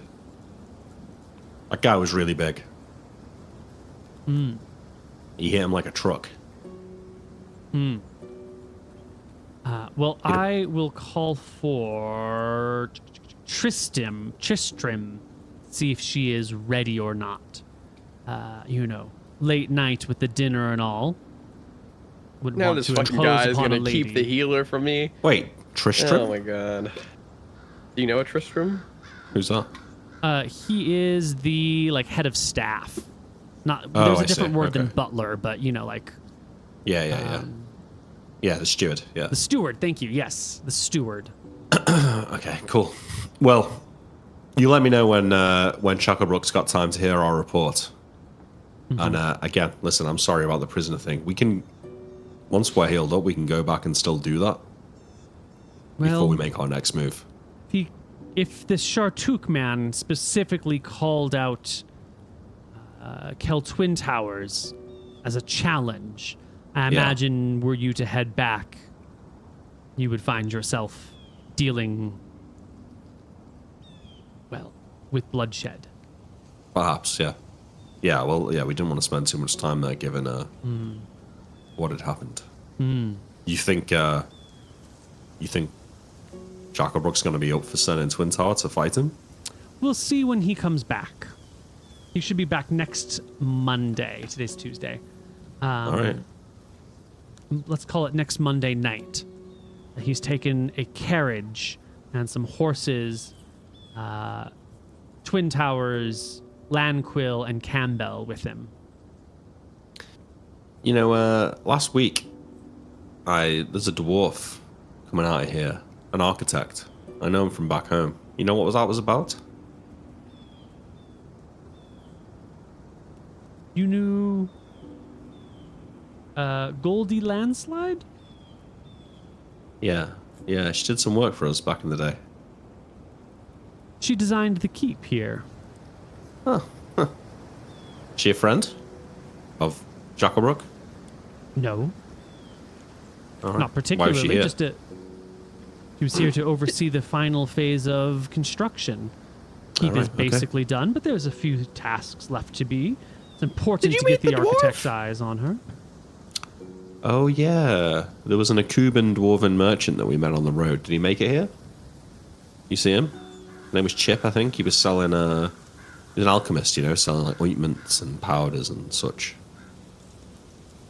I do believe that Blanche Bell saw a traveling alchemist in town a few days ago. Mentioned him, a dwarven fellow from Akuba. I'm glad he made it up here safe, because I talked a big game about the roads being safe. I hoped that nothing had happened to him. Yes, he tried to sell her a aphrodisiac of some kind. Yeah, he tried to sell that to us as well. He said something about the waters from a nymph's lake or something like that. Yes. Didn't realize there were no nymphs in Akuba. Did you know that, you know who Francesca is? From Stromheim? No. You know, she's coming here and stealing our spring water and then selling it in Stromheim for gold. Yeah, that's true. There's this gang in Stromheim called the Copperheads. Mm-hmm. And there's this store there called Francine's, I think it's called. And she's a bit of a fence for them. But every now and again, they come down to Cauldron to do trade. And one of the things they do is they collect the spring water and then they sell it to idiots in Stromheim for claiming it's got, you know, healing properties. He scoffs. But that's our Lord's gold. She can't be doing that. Yeah, maybe we should start charging them. Charging her for taking water out of the river? Oh, yeah. Wouldn't we have to charge everyone for taking water out of the river then? Not everybody's selling it. If you, well, you're the money man, Basil. I'll leave it to you. I just think you should know. You can't tax idiocy. And wise words. She the church does every day. If you could tax idiocy, Coop here would have no gold. Why don't we pencil in, he says, moving on, a meeting next Tuesday since he gets back on Monday. Oh, look at that dog. Yeah, that sounds perfect. Excellent. I will get the steward to see if Lady Redshield is up and about. Perfect. All right. We'll chill out here. Splendid. And a little bit later, you know, you'll meet Lady Redshield. It's like a 4-hour wait hanging out in the castle. But people had to, like, bring her stuff from her house over here. And she's, like, setting up in one of these interior rooms with some, you know, a little workshop. Do we have, like, servants in the castle? Yeah, there's a couple of servants hanging around doing this, that, and the other. Absolutely. Nice. Cool. Just checking. Yeah. Your relationship with the servants is, you know, mostly they will ignore you. You don't really have authority to order them around unless it's, like, part of their job. Like, if they're giving food, then you can, of course, ask for X, Y, and Z, but you don't really have the authority to deploy them. Yeah, that's fair. All right, well, we wait for Redshield. No, but you'll get a meeting with Redshield in one of these inner rooms of the castle, lit by lanterns, and she'll look over Pigeon and like, oh my gosh, again? Why are you always so injured? Both of you. Have you ever thought about not hurting people? It's because Luther makes me tank all the fight. Luther, should have seen the other guy. I hope it wasn't too bloody. Oh, they're dead. Yeah. Yeah. It's the way it goes sometimes, you know? You know, it was my birthday a few days ago, and I didn't get laid. Whoa, Redshield, you should have seen it. We were down on the docks in Tassel, right? And there was this Matavan ship there. I don't think I need to hear the details of. No. You'll like this one. Trust me. I think I perhaps don't need the gory details of your romantic life. No, but this isn't. That's why it's funny. It's not romantic. So we're down there on the docks in Tassel, and there's this Matavan fishing ship, and I don't know if you've seen these ladies before, but there's something else. You know, the way they keep themselves, they're real. Kind of impressive, let's say. And Pigeon, well, God loves a trier. He goes up there and makes a pass at one of them. She sort of beckons him along the gangplank onto the ship and then chucks him off into the water. It was hilarious. And I can't swim. Yeah, he almost died. It was hilarious. No, I'm not okay. I'm emotionally scarred. And he's over here making a joke about it. It's fun. Oh, come on. How would can I try and fake cry, Neil? Absolutely. What would that be? Like a charisma check? Charisma check at like -5, because I think it's actually hard to do that up front. Oh, you fucking 21? killed it! Wait, Natural opposed 19. charisma check to see through it. I see through it, okay. Opposed But 19. does she? Does she though, yeah. She also rolls a natural 19. Wow. Wow. What's her charisma? Higher than 7, I assume. I don't even know if I have a character sheet for her. Wow. What a charismatic bunch we are. Wow. Okay. So we all know it's a joke then. So he's But I pretending am to cry. crying. He is crying. He produces the tears. I they produce flow. tears. Amazing. She's just like, gentlemen, please let me do my job and Okay, patch you sorry. up. Well, anyway, I'm really glad to see that you'll be sticking around and living in the keep. Pretty nice. This is where all the injuries occur. And I was told that Cal Sunderland would admit any seriously wounded people from the village to see me. Perfect. Good. It'll be nice to have a proper hospital or infirmary. Working out of my house has been okay, but sometimes you need a proper bed and good supplies, and carrying things around in a little bag was never quite enough. I think I should be able to do proper work now that there's a proper infirmary. Great. Well, looks like I'll be seeing you for the next few days and Pigeon for the next week. Yeah, well, let me know if you need any proper work done on you. What does that mean? Well, I mean, I could have sex with you if you would be interested. She puts down her healing implements, looks you square in the face, and says, Mr. Pigeon, not today. Yeah. Okay. Not tomorrow. Okay. Not a year from now. Yeah, not a ever. lifetime from now. Yeah, I figured, yeah. I've heard that before. All right. You were the last pigeon on the tree. I get Okay. healed. Not We know until our healing.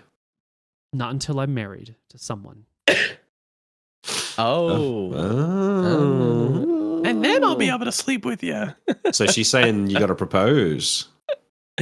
She takes her knife, undoes the bandages on your chest, and gives you a smack. Ah! I fall over. Yeah. I leave them to it. No, If she does she me. refuses to heal Pigeon for the day. Come back tomorrow when you've learned some manners. And She'll I do think me though, right? She will tend to your wounds, yes. That's what I meant. Yeah.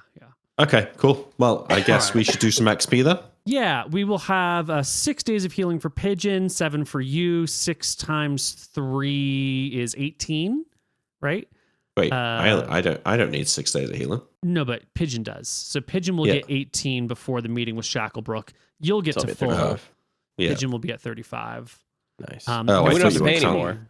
We don't have to pay, yeah. Huge. Yes, Shacklebrook is covering the fees for the Wonderful. healer. Actually, All right, kinda let's works out. do some XP. Right, come on, And Neil, next time level 2.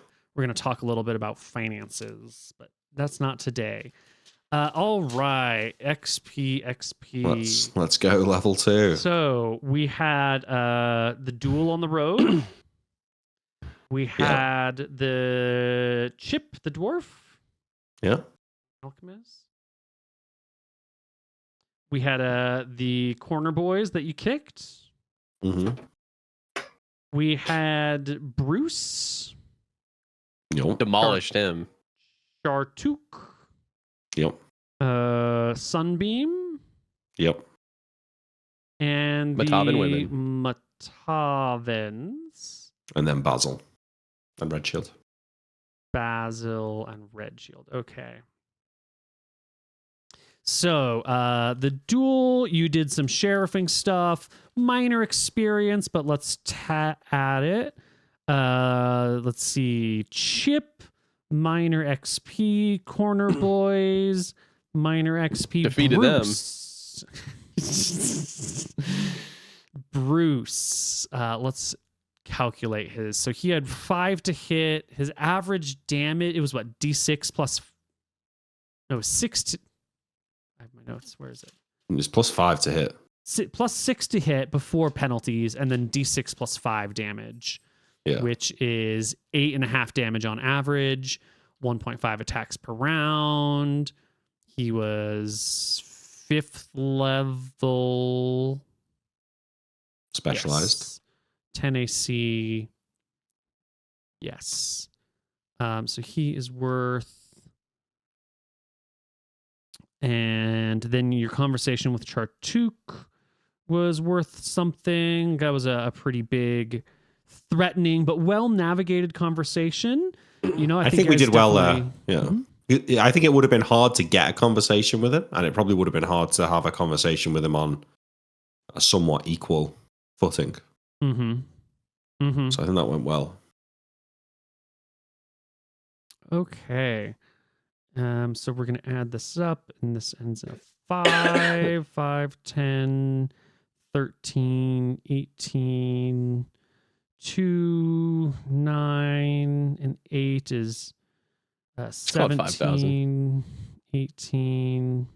18,000? Yeah. No, we're at 1,885 before. Let's go. I think before dividing it to people, before adding. That's good. That's still enough, XP. though. I think. Yeah. Luther, you defeated 5 hit dice worth of people, so that's an extra 50 for you. Yep. And Pigeon, I didn't really have to do shit. yeah, your high check never came in, so no class XP for you there. So that should be 993 for Luther. Plus 10%. Plus 10%, which is what? Another 99? 1,092. 1,092 XP. Yes. I got And, 1,032. Yeah, you're at 132 for Pigeon. All right. I'm at 2,225, so I do think I level up. All right. Let's go. Congratulations. No hit point rolls. No, but I get 1 to hit. 1 to hit. Yep. That's it. Anything else? That's it. Don't Saves, get, maybe? Nope, not. You get saves at every odd level as a fighter.